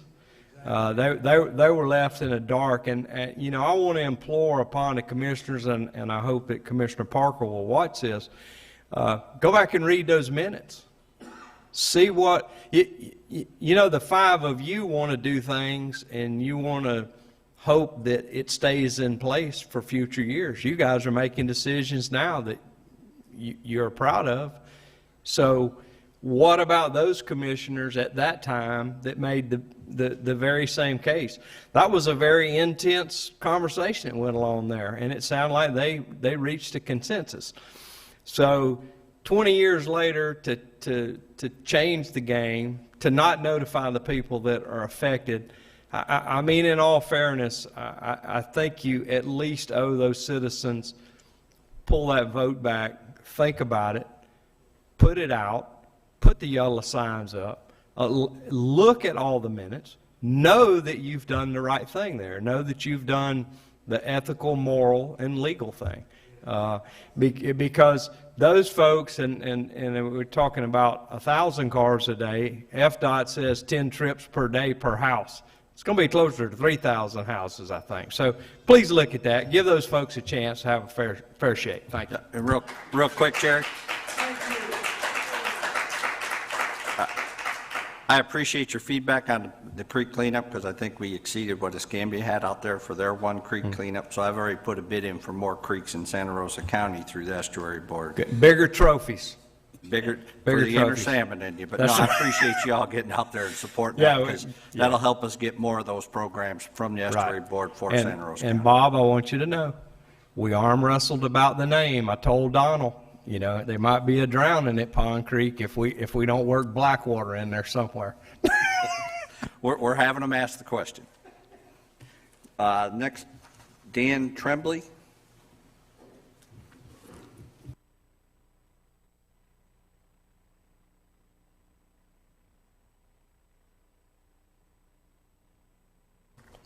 Dan Tremblay, and I'm on Tidewater Drive, like Dave, Keith, and Diane.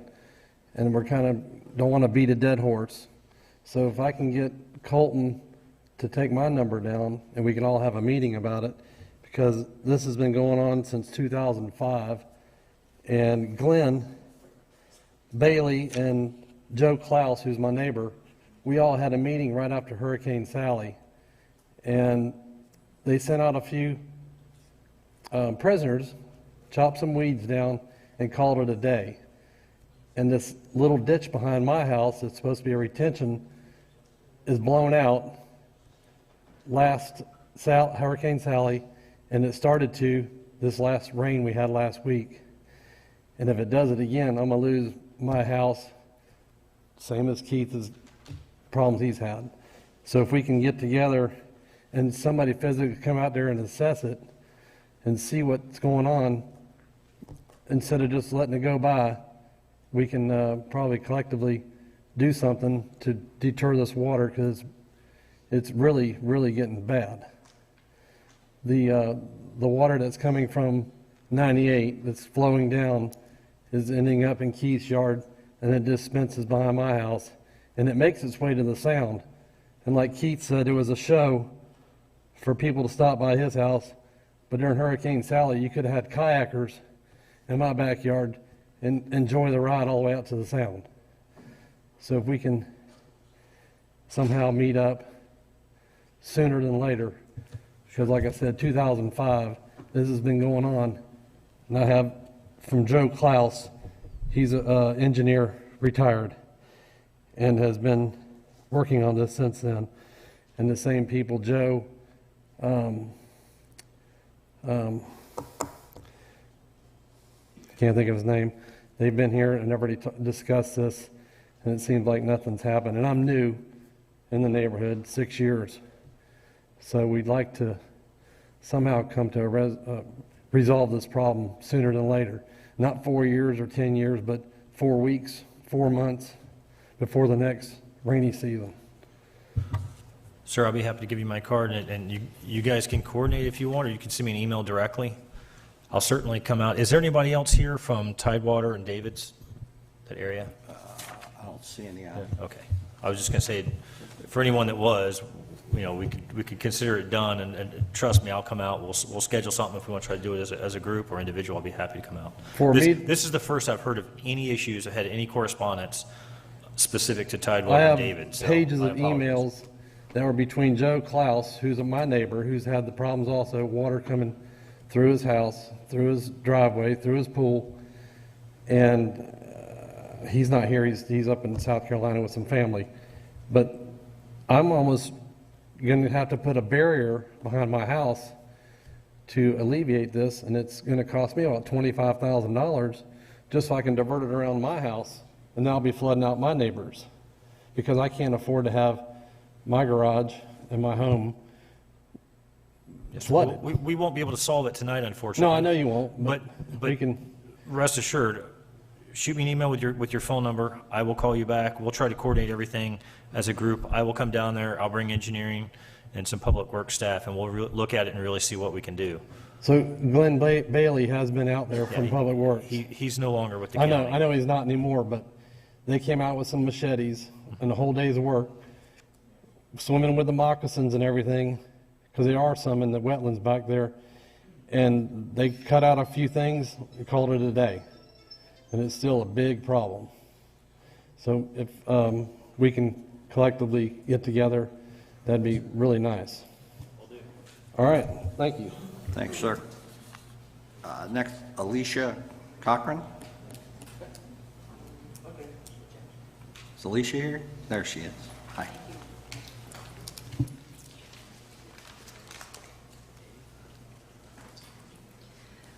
Hi, thank you. I'm Alicia Cochran. I am at 5875 Westmont Road, and I am here in total opposition to the extension of Westmont Road through the cul-de-sac. Also, just perplexed as to how this got to the point that it did, without any residents, as far as I know, knowing anything about it. as someone said earlier, I believe it was Susan, that this all was handled and started back in April. We're not against, celebrity coming in and using their property to develop homes. Not at all. But we are totally against them and you guys passing anything that's going to bring that many cars down any one of those cul-de-sac roads. There are 4 roads in our neighborhood, Ibis, Gulf, Westmont, and Admirals, and they were all developed as true cul-de-sac, a true cul-de-sac neighborhood. Why there was not a house built at the end of each one of those roads, I'm not sure. But I'm sure if we went back to that meeting, to the commission meeting back in the 2000s, then something was probably settled back then. But there are, the way that was handled, I mean, for all that really happened was back in September on the 23rd was that Bob Cole, you guys, the commission, and Ms. Cato managed to solve the problem with Ibis, all of the residents on Ibis, especially those 2 in the cul-de-sac, because they had a true legal issue, and all y'all did was pushed it on up, to the next cul-de-sac, and that's not acceptable. Now, we're the ones that voted you guys in, and we would like for you to listen to us and listen to our concerns. I want to say, first of all, I appreciate Mr. Hare, Susan. There were 2 or 3 other residents in the neighborhood that brought this to everyone's attention, because no one informed us that anything had been put on the table, when everything was tabled with the Ibis Road extension. So that's my main thing. I myself, I'm not interested in there being a public park at the end of our neighborhood. Have no use for one. Excuse me? A dog park might be nice, that's true.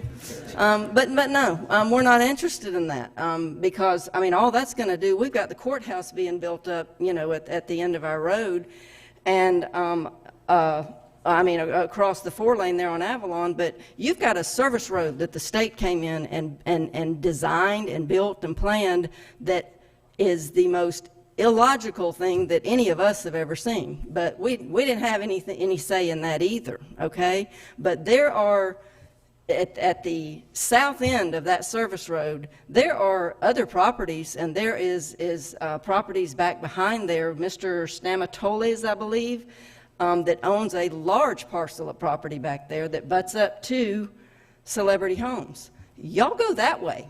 Go out that way, and you can access the light right there at Cyanamide. I mean, that service road, that's what it was put in there for, was to alleviate traffic coming in and out like that. So y'all use that road. Go back to the table and look at your options. Pan out on the property appraiser's website. That's all I have, but we definitely oppose this. Thank you. Thank you, ma'am.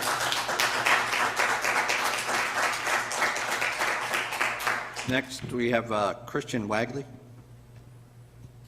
Christian still here? Okay. Rebecca Myers.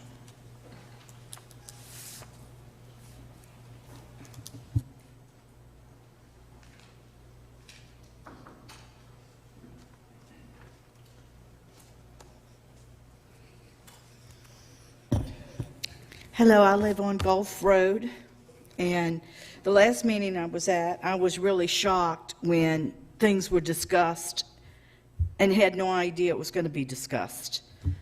Same thing with Westmont. The main thing that I don't want is I don't want the park. I had time to study about what a neighborhood park was all about and the crime that comes with it, and the drug people that come with it, and the people using the park to sleep at night.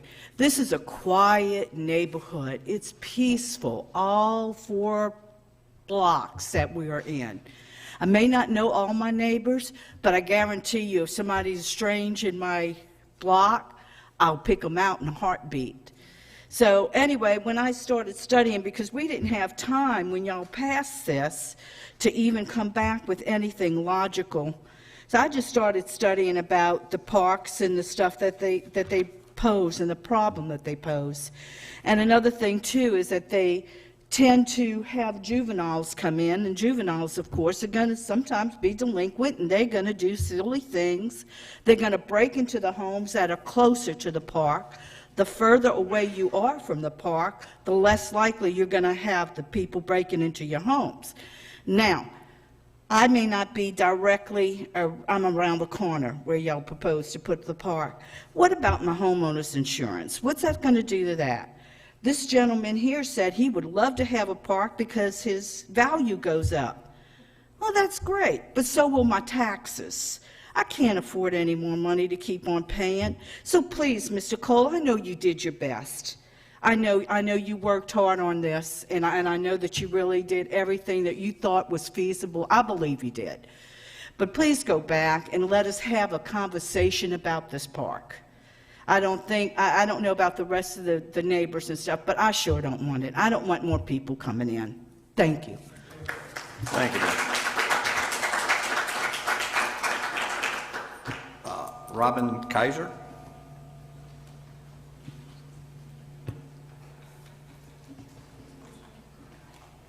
Did I get that right?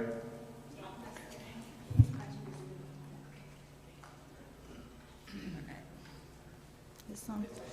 Yeah. Look good. There you go. I'm Robin Kaiser. I live at 5893 Westmont Road. When I purchased my home, I purchased it in a cul-de-sac for a reason. I had the realtor check to make sure that that cul-de-sac would not be opened. I don't know why now that is being changed or why the need was felt to change it, but it's not right. You don't buy something and then have it changed or devalued. And I oppose the extension through Westmont Road. Our neighborhood is quiet. The kids ride their bikes. They play in the cul-de-sacs. There is no reason to put that many cars down our road. When I got that knock on the door from Mr. Hare, I had just come off working a surge, working 14, 15 hours a day. You know how that made me feel to know that I wasn't even notified that y'all were going to just try to destroy what I worked to build in my home? It needs to change. It's wrong. A home is a person's, most average American's biggest investment. And we should at least have been notified. And y'all received the same opposition from IBIS. We're a neighborhood. We all feel the same. So you knew when you moved it, it was wrong.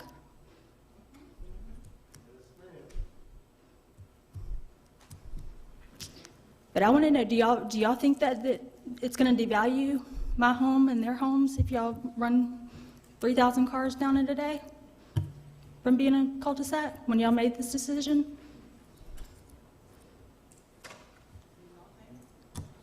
Are y'all going to be willing to compensate all of us for what you devalue?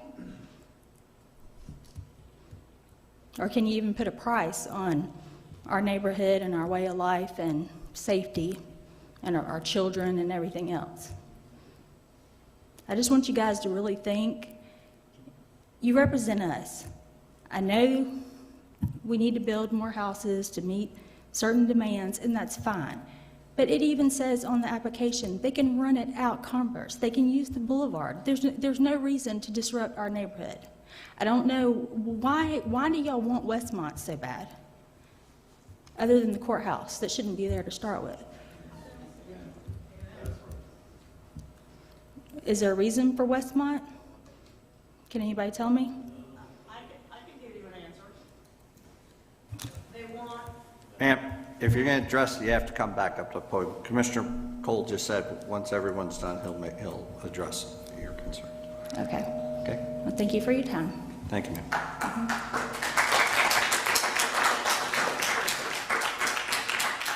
Okay, that's everyone I have on the list. Is there anyone else that wants to speak before I close public forum? Yes. Sir? If you come up.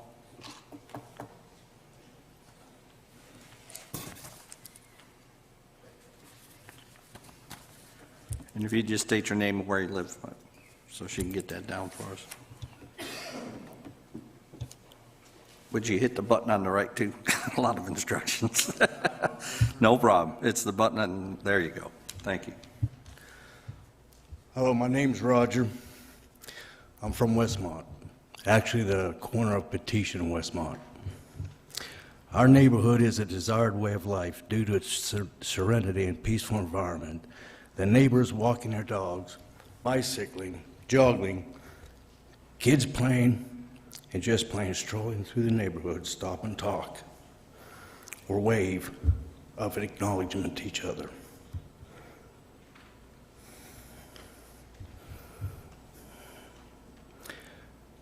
There are many elderly and disabled people in our neighborhood. I'm one of them.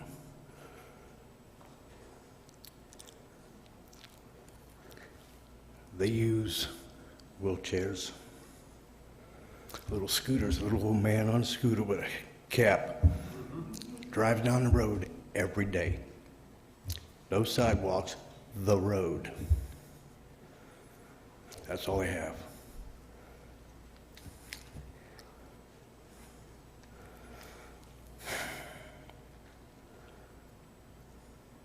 I have to say that using Westmont Avenue as a main thoroughfare street is not mine or not the residents of Westmont Avenue's desire in changing our neighborhood.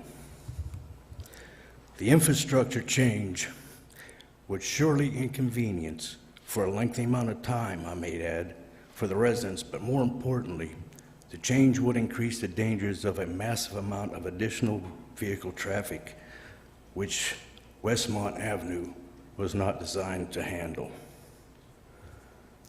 I'm sure if you lived on Westmont Avenue, you would not want this change.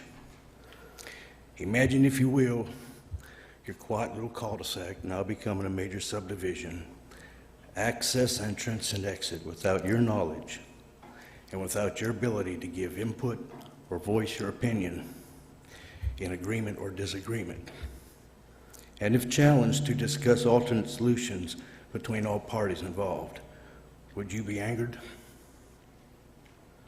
It is our constitutional right to live in peace and prosperity and to voice our opposition when that has been challenged.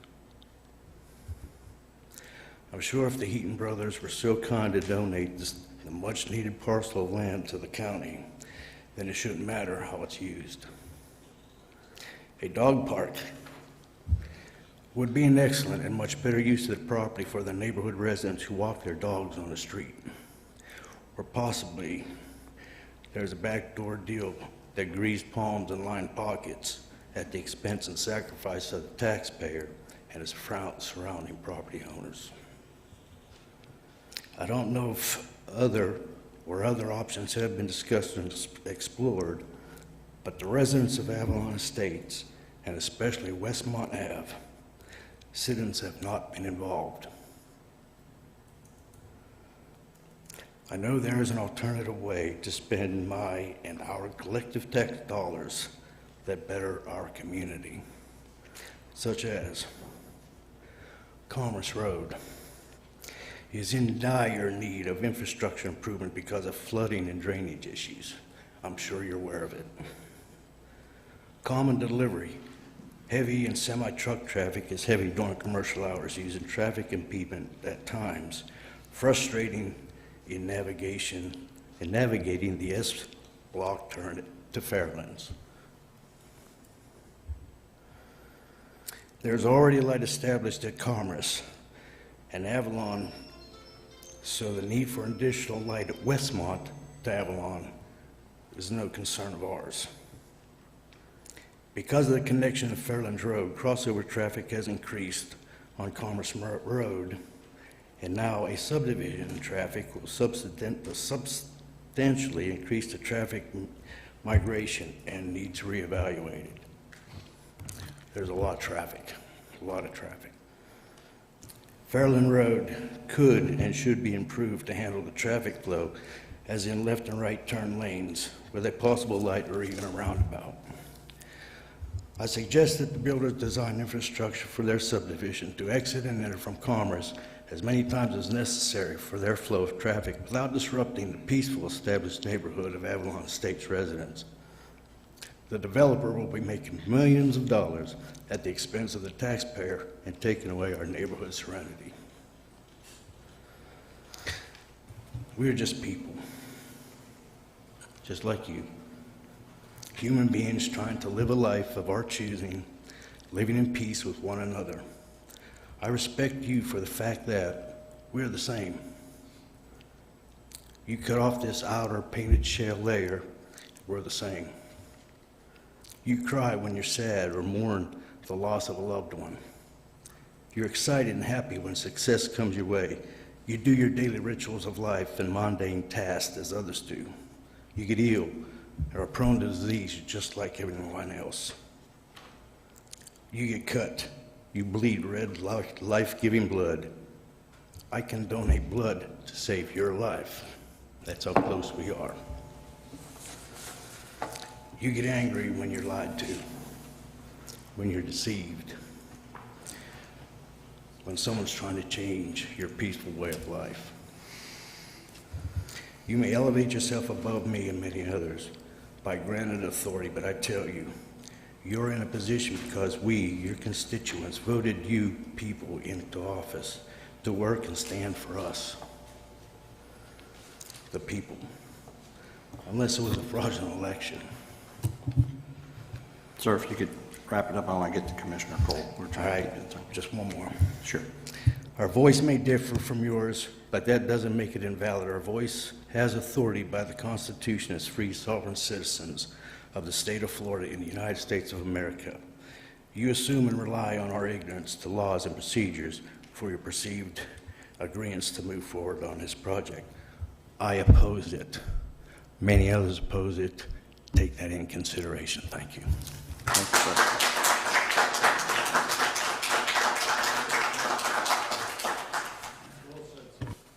Is there anyone else for public forum before we close public forum and continue?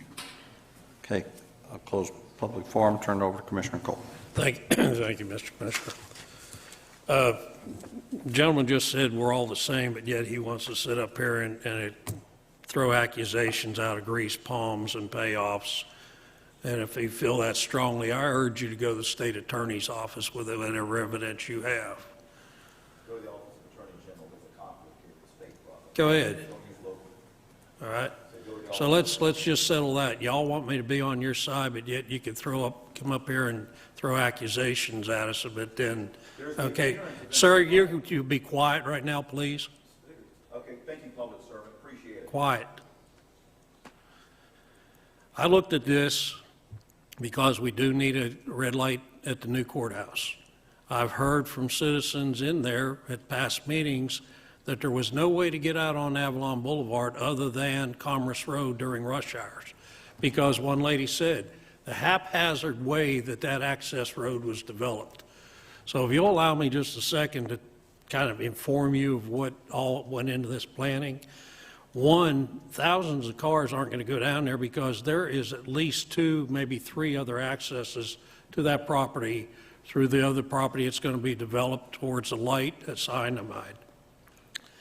I was hoping and had an appointment last Thursday with the Secretary of Transportation for the district to have some answers on the light and also that access road. I agree, it was haphazardly designed, and our planning director, Sean Ward, asked DOT about that at the time, and they assured us, okay, we could change that later. Why that was the answer he got, I don't know. But the access road should go all the way down to the light at Cyanamide Road. It shouldn't, you got nothing but dirt there. When you come off of Cyanamide, you got 1 lane. Why was that? You got 2 exits off Avalon into your area that would be hard to negotiate at any given time. So it was haphazard. The idea I came up with was connect that road entirely all the way through. A 2-lane road, access road, all the way from where it comes out of Ken's Paint and Body, all the way down to the lighted sign bag. You'd have 2 lanes there. Close those 2 accesses that are pretty impractical, put a light at Westmont. If you look at the property appraiser's website, Westmont is open on the end. It wasn't a cul-de-sac. You look at the other roads, they cul-de-sac in the property appraiser's website. Westmont did not cul-de-sac. The other ideas I had would be Westmont, you come up with, well, you're going to take some of my front yard. Nothing was ever said about taking front yards. Now, you may not be able to park on Westmont if there's 2-lane traffic down through there. I wanted to get with people about possibly putting a sidewalk down one side of Westmont. I wanted to put in speed tables on Westmont. Westmont would be no through trucks. I don't want commercial traffic coming down Westmont. Those are things that can be enforced. But I had to get to the first step, and unfortunately the secretary had to cancel the appointment I had with him to discuss all this because of the flooding we had. He actually called me. My wife and I were on our way down the driveway on our way to Chipley for that meeting, and he personally called me and apologized for canceling because other counties were flooding even worse than us. If you watch the weather, you've seen how some counties to the east of us got more rain than we did. And he asked to set up another time when we could have that meeting where we would discuss the changes that I just named. People referred to the meeting 20-some years ago, but our county has grown and things are changing. We've got another issue on a road right now up off of Chumuckla Highway called Mahogany. Similar situation. Folks all think they're on a cul-de-sac. They're not. It adjoins a piece of property that's allowed to join a public road. I hear time and time again, it's our road. It's not your road. It belongs to the citizens of Santa Rosa County in their entirety, not just the people who live along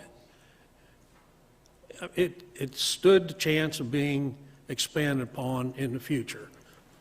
Just like the decisions that we make tonight, we made last week, we make any time in the next year, 10, 15, 20 years from now, a board of commissioners may have to change those decisions. That's perfectly allowable. It was said, do the legal thing. I clarified everything I did through the county attorney prior to exercising anything we've done in the last several weeks. Trying to cover everything. You asked a lot, and I tried to write it all down, so the lady said about the parks. We've got a lot of parks in Santa Rosa County. I can't think of any of them that the deputies had to respond to for gangs or dope or people sleeping in the parks. In fact, just like a school, a park enhances the community and enhances the value of the community. And whether that becomes a dog park or partially a dog park, that's yet to be seen, because I promised people that we'd have a meeting and talk about what amenities. It won't be a park where people could drive to and park. It's going to be a park for the community where you could walk to it and get to that park. But I can't put these plans in place. I can't talk to people about these plans. I have to take it step by step. And that's the step I'm at right now. We got it past the board. That was done through a legal manner. Trump will extend. Westmont at this point will extend because, again, please look it up on the property appraiser's website. It's open on the end. It wasn't ever a cul-de-sac. Now, I understand what may have been transpired 20 years ago, but that's not the way it's on there. The end of Ibis was owned by the county. It could have been a holding pond. The developer had access to Ibis and through another means. But again, there'll be 2 exits out of that to the south, possibly 3, one to the east, and then on to Trump Road. So all that traffic's not going to come down your road. It's going to be split up in all the communities. But it's growth. You're going to get more traffic. It's just, it's the only way I can explain it. Again, I won't initiate anything like that without some traffic calming measures, no through truck traffic, And I'd like to meet, if this goes through, meet with the people. If they're on one side or the other side of Westmont's willing to provide the property for a sidewalk, we'll talk about putting in a sidewalk. But it's all part of growth that we're seeing all over the county, and, I don't feel, sometimes, I understand how you folks feel. One person said, well, how would you feel if it was yours? I'd be sitting right out there with you. But sitting in this seat, ma'am, I give you all your time and then spout up on you. So if you please, I've got the mic right now. Y'all have had your chance. But when we sit up here at this board, we got to think what's best for the whole community in its entirety. And I feel like I truly did that at this point. So I know Mr. Chairman, I don't know anything else I can say about the matter. Thank you, Commissioner Cole. Before we take a quick break, I'd like to at least get the consent agenda done. You've all had a chance to look at it. Are there any items on the consent agenda? Mr. Chairman? Yes. I'd like to make one correction on the noise variance request. There are 3 listed on the agenda. There are actually 4. There's a 4th one in your packet for an anniversary party at 8195 East Bay Boulevard on November 13th, starting at 9 and ending at 10:30 by Bruce Wireman. I'd like to be sure that we include that one as we pass the consent agenda. Okay, so with that change for the anniversary party on East Bay, is there any discussion on the consent agenda? Hearing none, I would recommend approval of the consent agenda without objection. Hearing none, the consent agenda is passed. Let's take a 10-minute break and come back, and we will complete the regular agenda. Stand at recess.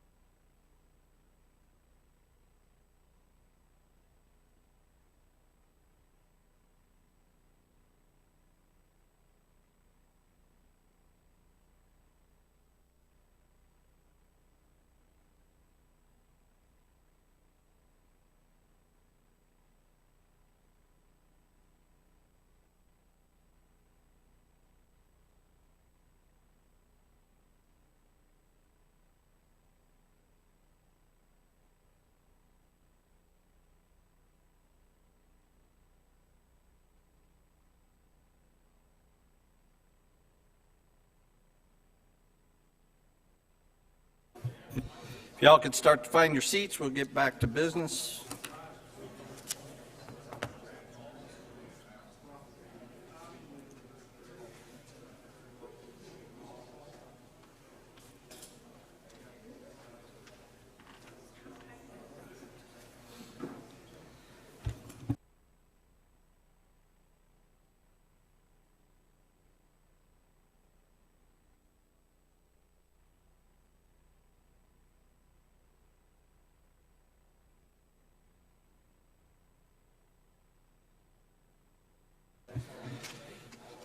Okay.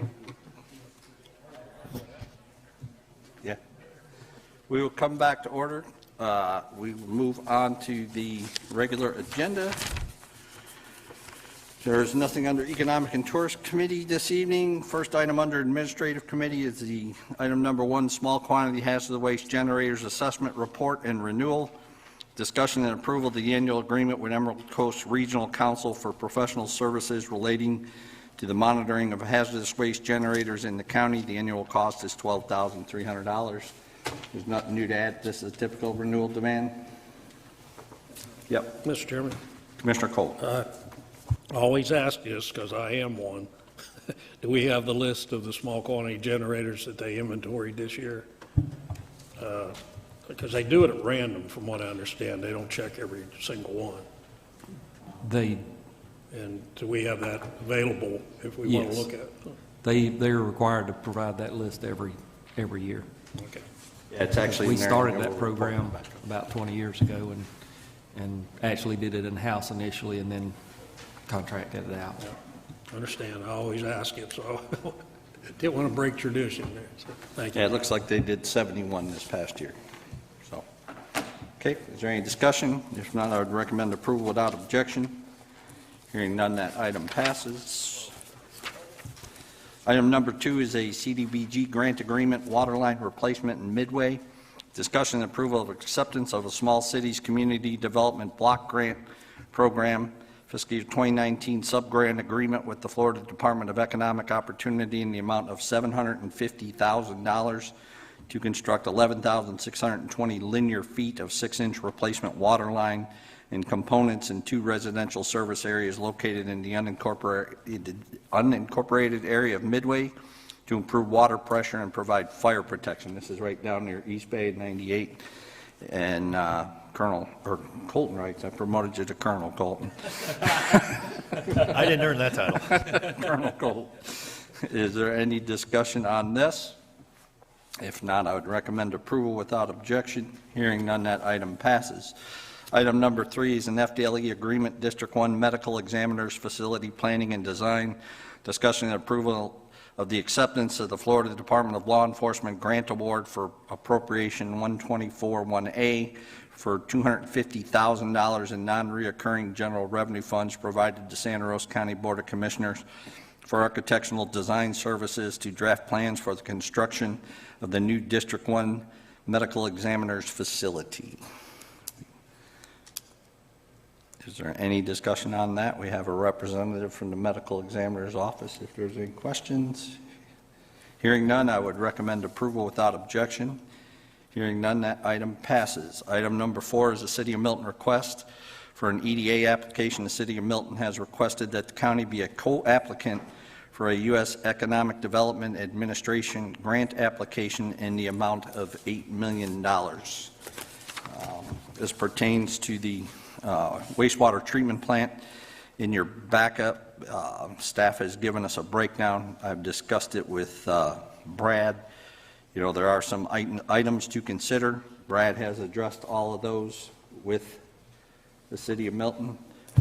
In fact, I was told we do have the narrative for this application as of a few days ago.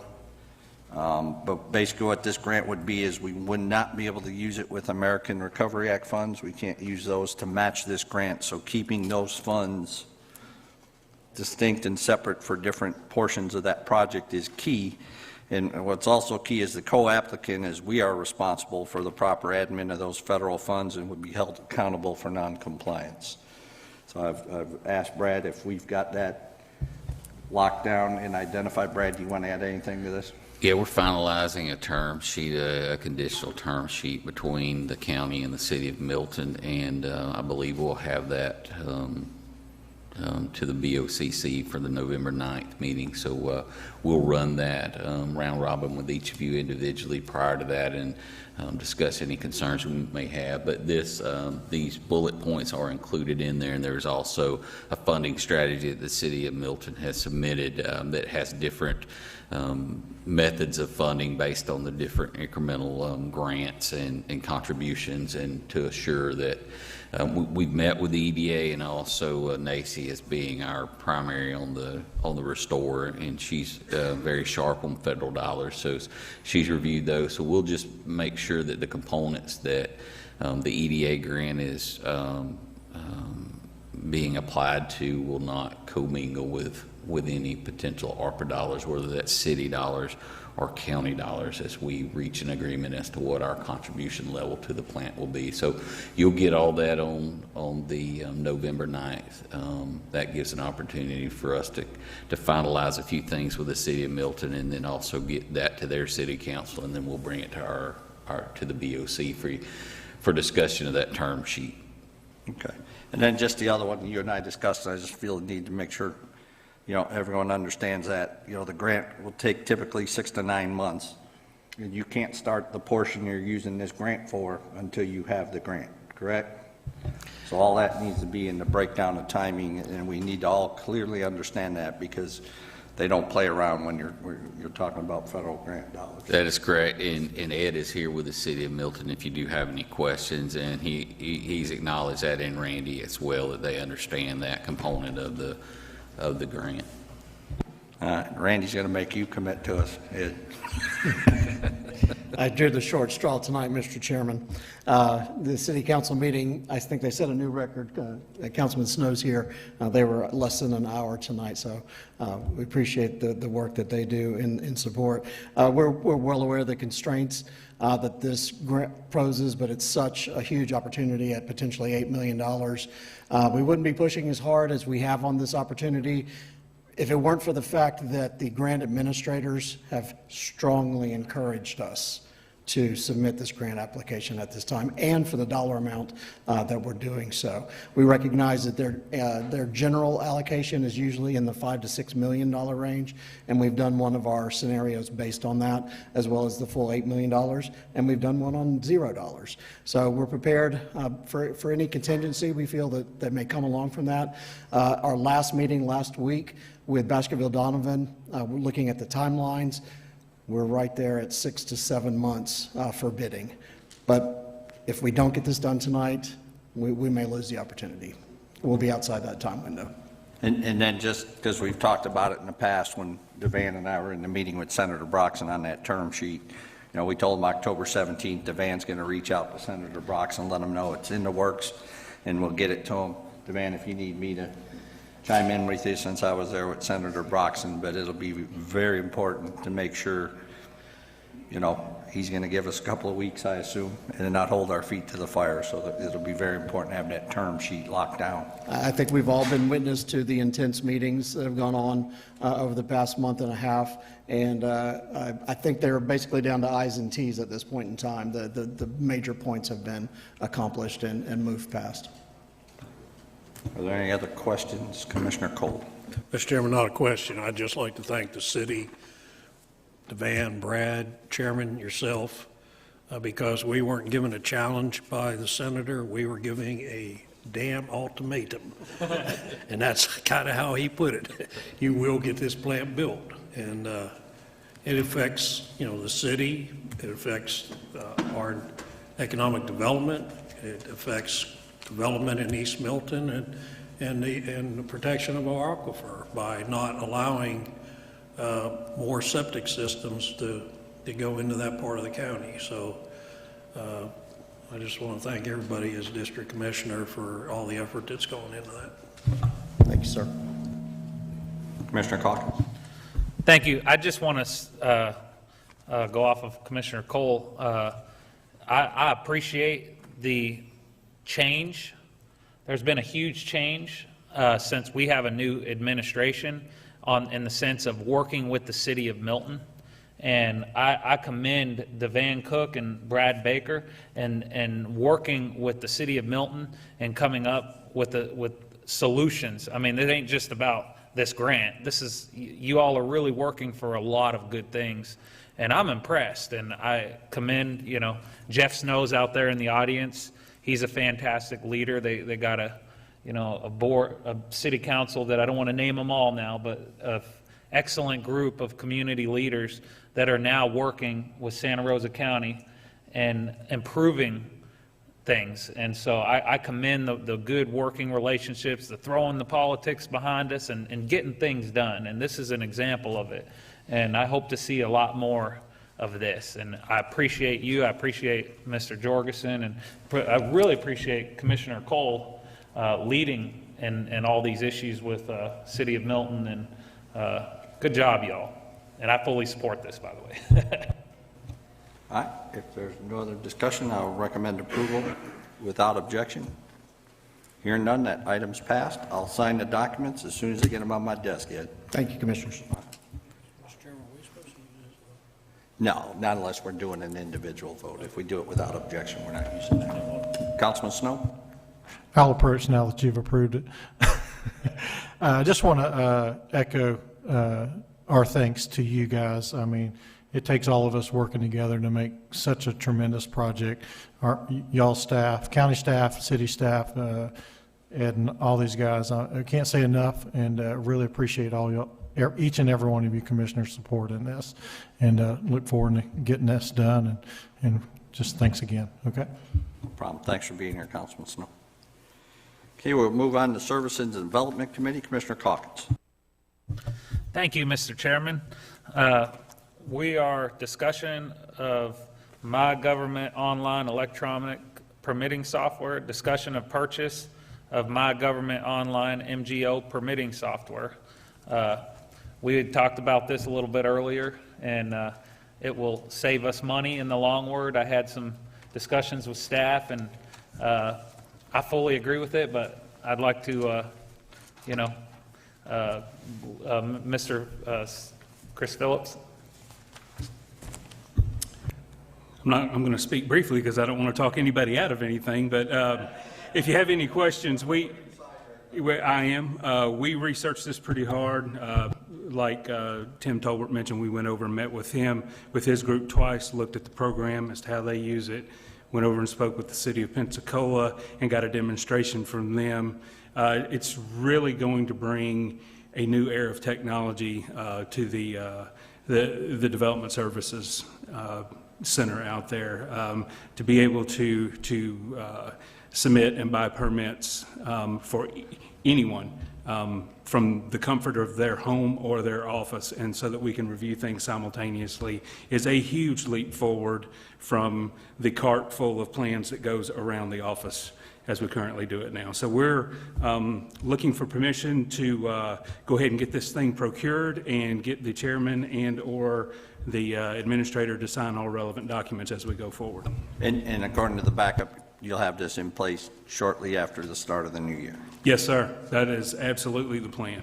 And so on January 4th, if I want to put a new electrical outlet in my backyard, I can do it online from my home. If you can't, you come see me. No, I think, yeah, I appreciate all the efforts, having Mr. Tolbert here to back that up and having looked through all the brochures and everything. I look forward to getting this in because it's going to help you all help our customers. So I appreciate all the hard work and research. And that's all I have, Commissioner. Thank you, Mr. Phillips. I appreciate the proactiveness. I appreciate DeVan again and everybody who's worked on this. This is fantastic, and I love to hear about things that save us money and that help, our permit processes. I get a lot of people going, permit's taking too long. And this is a way that you all are trying to streamline and make it better. So I think the entire community is going to be proud of it. So thank you to everybody that was involved in bringing this. And you're welcome. Any more comments from the board? Okay, seeing no comments, I move for approval without objection. Hearing none, it passes. Thank you, Mr. Chair. That includes the Services and Development Committee. Briefly, thank you all for supporting the department. We really appreciate it out there. Thank you, Chris. Okay, we'll move on to Operations and Safety Committee. In the absence of Commissioner Parker, I'll take it tonight, and I'll see if I could set a record for it. Item number 1 is Engineering Pace Patriot Tiburon Drainage Improvements Change Order number 7. Discussion of approval of change order number 7 for Pace Patriot Tiburon Drainage Project in the amount of $424,814.25 with an additional 90 days for construction and 47 weather and holidays added to the existing contract, and authorize the chairman to sign all related documents. Just one quick comment on this, Rebecca. I know the history of it. Stay there. We're not even going to discuss it, but I know the history of why we're adding this back in. It was budget constraints before. As we move forward on these big drainage projects, I'm counting on you to tell us, yeah, we're going to need more money, but we're going to fix it right. And then that's up to us to get that in so we don't get into this position again. So you have full permission to hit that mic and tell us when we need to find some more money. Is there any other discussion? Hearing none, I'd recommend approval without objection. Hearing none, that item passes.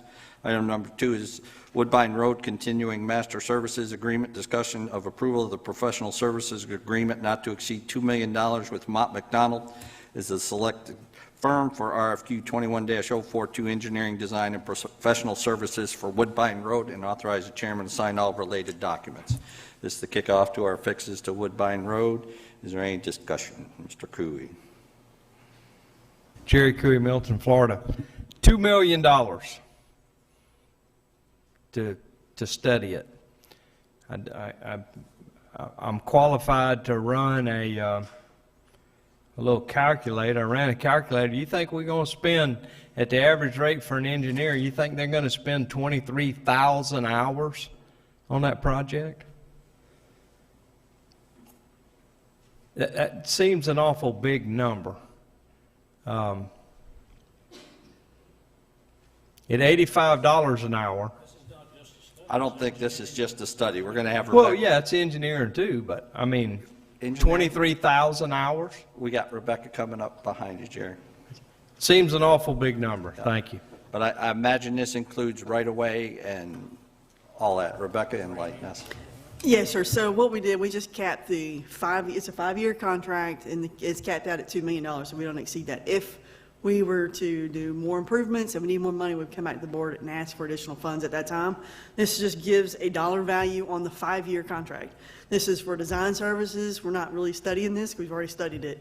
This is for improvements from the intersection of Highway 90, the intersection of 5 Points, right-of-way acquisitions, pond acquisitions, and the 4-laning of Woodbine Road. So it's a huge project that's going to take us many years to complete. And if we come in low on those, you still have the opportunity to improve those. So does that help, Jerry? You using some of that money to buy right-of-ways or to design right-of-ways? Both. Okay. So we don't Just know- talk about how much we might spend of the $2 million in acquisition of right-of-ways. Well, we won't know that until we do the right-of-way study. So we have to survey the entire right-of-way, determine the pond locations that we're going to need, and at that point in time, we will determine what needs to be purchased as part of the design. Okay. You good? She did it way more eloquently than I did. I'm going to quit talking to you. Okay, is there any other questions? Commissioner Calkins? Yeah, I just want to say that this $2 million going to Woodbine Road, this is what the citizens been asking for, and I couldn't be more excited than to actually solve Woodbine Road traffic problems. And the good thing is we're starting now. And so this is exciting, and I'm going to be, asking for updates on this. And we picked a fantastic company, and that we all voted unanimously for. And I'm excited and looking forward to the progress, and then we actually solve our traffic issues. So great work to everybody involved in this also. This is one more thing. This is what infrastructure is. Infrastructure, infrastructure, infrastructure. Well, we are now putting our money towards infrastructure, and this is what it's all about. Woodbine Road infrastructure, Woodbine Road infrastructure. Thank you. That's all I want to say. Thanks. I would recommend approval without objection. Hearing none, that item passes. Item number 3, Pine Blossom Willard Norris Road Signal Design Task Order, discussion of the task order number 8 to Atkins for the design of a new traffic signal at the intersection of Willard Norris Road and Pine Blossom Road in the amount of $60,650, and authorize the chairman to sign all related documents. Is there any discussion on this? This has been called for by the citizens, and this is the step forward. Let me get Commissioner Calkins, I'll turn it over to you, Jerry. Go ahead. What, you talk. Yeah, and those of us who live around there, we appreciate it. Please, please, square Pine Blossom, make that a square intersection. I know we're probably getting pretty close to doing some asphalt work on Willard Norris. Please square up Northrop to Willard Norris. It's a massive safety issue. Now, the light is going to help, but it's very difficult when you pull up at an angle to be able to have a full view. So when you're looking at that, because especially Pine Blossom and Tanglewood Drive, it cuts across there at an angle, and you're at a disadvantage there. Well, that's the other one that needs to be fixed too. It comes in at a bad angle, but since they're looking at that and designing that, please keep that in mind and make a huge safety improvement. Thanks. Mr. Chairman, Commissioner Calkins. This citizen lives in that area.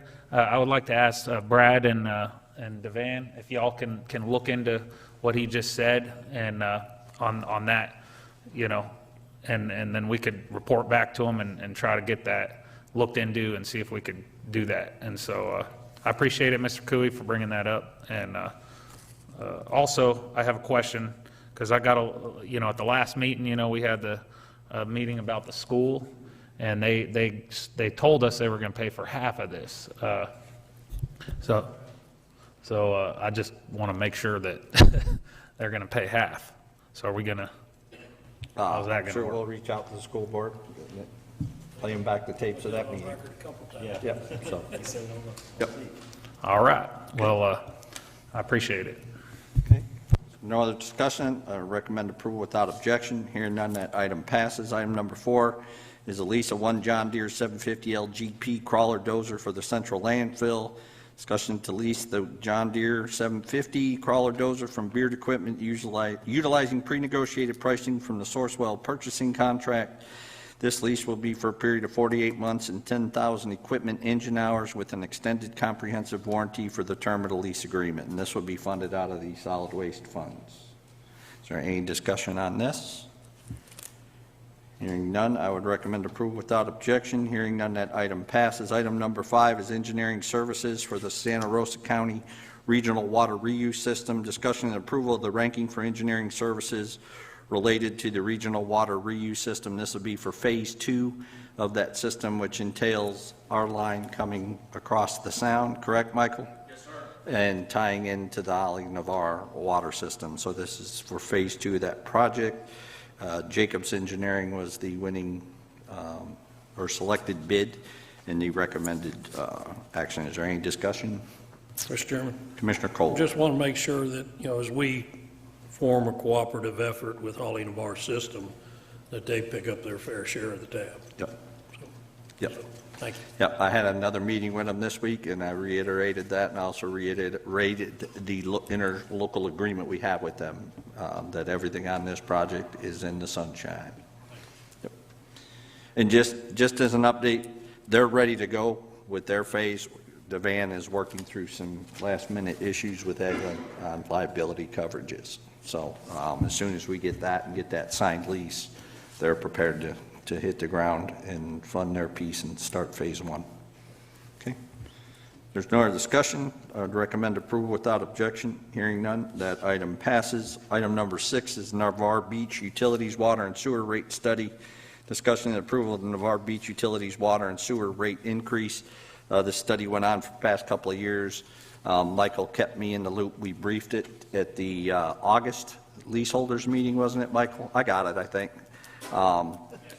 Presented them the different options to cover that rate increase, which includes portions of the cost to pump the water across the sound as it is their system. There was no pushback on option one. We briefed them both on both options, and they would rather pay that bigger cost up front with lesser percentages in the out years. And it was, everyone in the room was a unanimous vote to recommend that option to the Board of County Commissioners. So is there any discussion on this item? Commissioner Cox. Thank you. Normally on an issue like this, I would be careful about raising, the rates. But since the leaseholders were unanimous in asking for their own rates to be increased, I will support it because it's what they want. So. Well, and this is their system, and it ain't fair for the rest of the county to pick up that wastewater system. So they're paying for their system, and they are on board. So I appreciate absolutely you stating that. Yeah. Okay. Is there any other discussion? Hearing none, I would recommend approval without objection. Hearing none, that item passes. Item number 7 is a grant application for Navarre Beach Boat Ramp. Discussion and approval for staff to partner with the Florida Fish and Wildlife Commission to develop a grant application for the 2021-2022 U.S. Federal Sport Fish Restoration Funds to dredge accumulated sand at the Navarre Beach Boat Ramp. The grant application will include the expenditure of $73,000 in boater registration fees as approved at their October 4th meeting. That is the match portion that would be required should we be able to receive this grant, and I think it's $225,000 grant, if I remember correctly from reading the backup. It's over that, so this is just to apply for that grant. Is there any discussion on this? I just want to ask a question, and Sure. y'all might not know the answer, maybe somebody does, but voter registration? Oh, boater. Boater. Okay, thank you. That's James,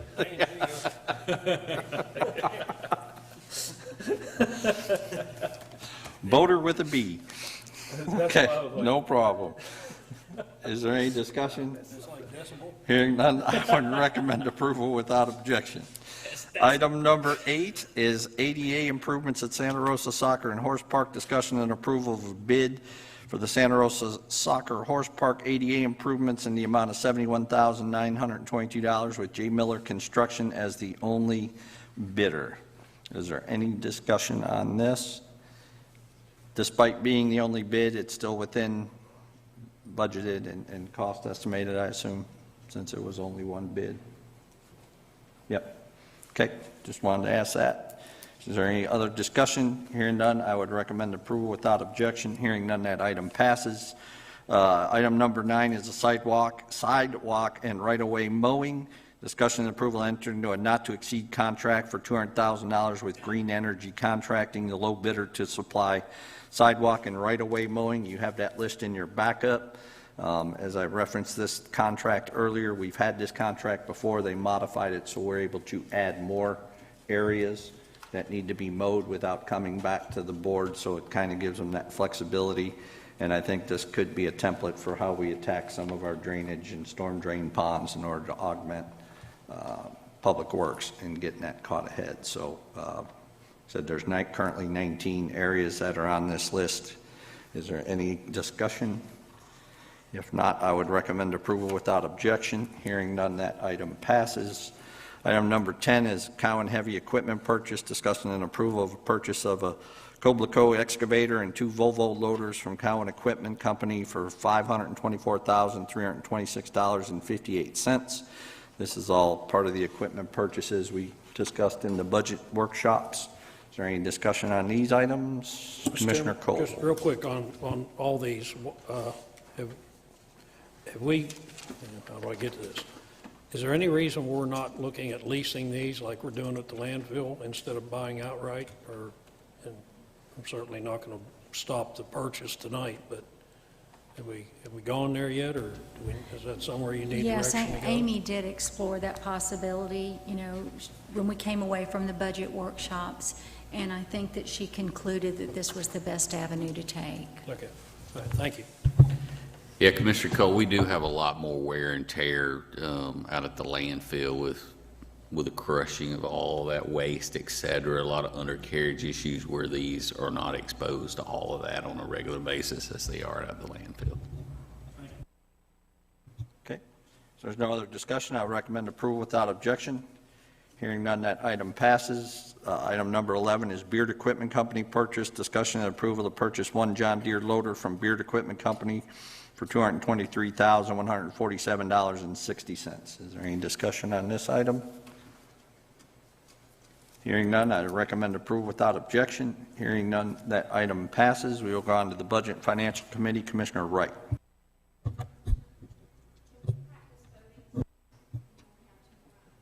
Oh, you want to give it a try? Yeah. All right. I want to try this thing. Okay. You Yeah, give so- it, so Colton, you You're going can to give it to me to have a vote. Sabrina, we may have an issue with Commissioner Calkins' device. You shouldn't play tic-tac-toe. Oh. No, he was. His decimal reader is acting up. Yeah.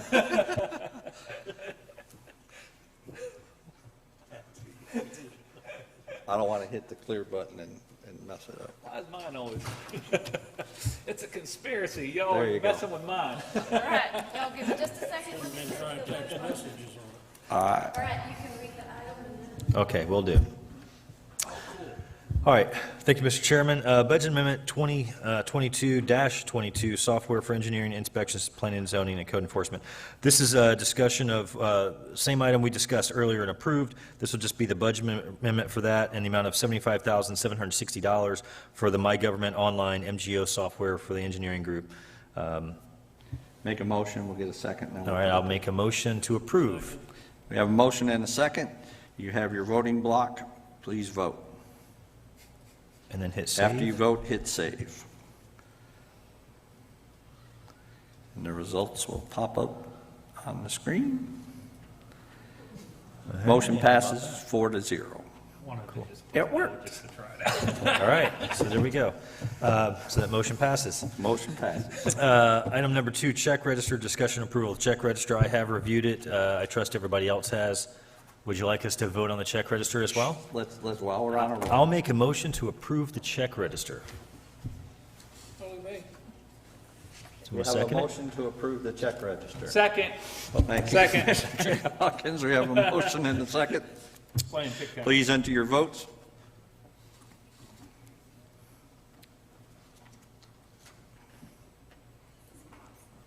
And the winner is? I'm done. Did everybody hit save? I did. There we go. Oh. Commissioner Cole abstained? But if he abstains, he has to fill out paperwork or provide a reason, correct?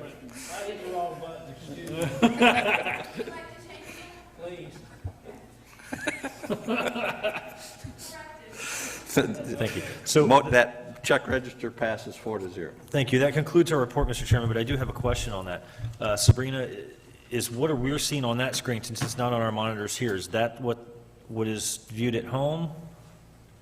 Not yet, or? Okay. Just out of curiosity. So this was just a test tonight, but we do have the ability to make it shown on your screen as well as what the citizens see online, so. And we're not to take these devices home, we're supposed to leave them right here where they are. I don't need any more phones in my life. Okay, that concludes the budget financial. We have our upcoming meeting list. You can see them all there. I think most of you got the notice about the TPO meeting tomorrow morning, 9 o'clock at the Pensacola Bay Center. 9 o'clock. Be my first meeting as chairman. Sure, Commissioner. Okay, no problem. We will have. There you go, the three of us there. Yeah, and I will certainly be there. I RSVP'd earlier. Just a reminder, though, I will not be here for next week's work session. I will be out of town on business. Okay. No worries, you could write your comments down and get them in. If there's no other business come before the meeting, this meeting is... Just one more comment. Commissioner Cox. Just a quick idea, because we're talking about this voting system. I think it would be great to give when me and Colton served on the zoning board, we pushed the buttons, and it was kind of real exciting at the zoning board to do that. So I would just, recommend staff, try this on the zoning board, And we may have to buy more phones, so we'll have to see. Okay. Fantastic. Sabrina Great says job, it's in the Sabrina. works. If there's no other business come before the board, this meeting is adjourned. Thank you all.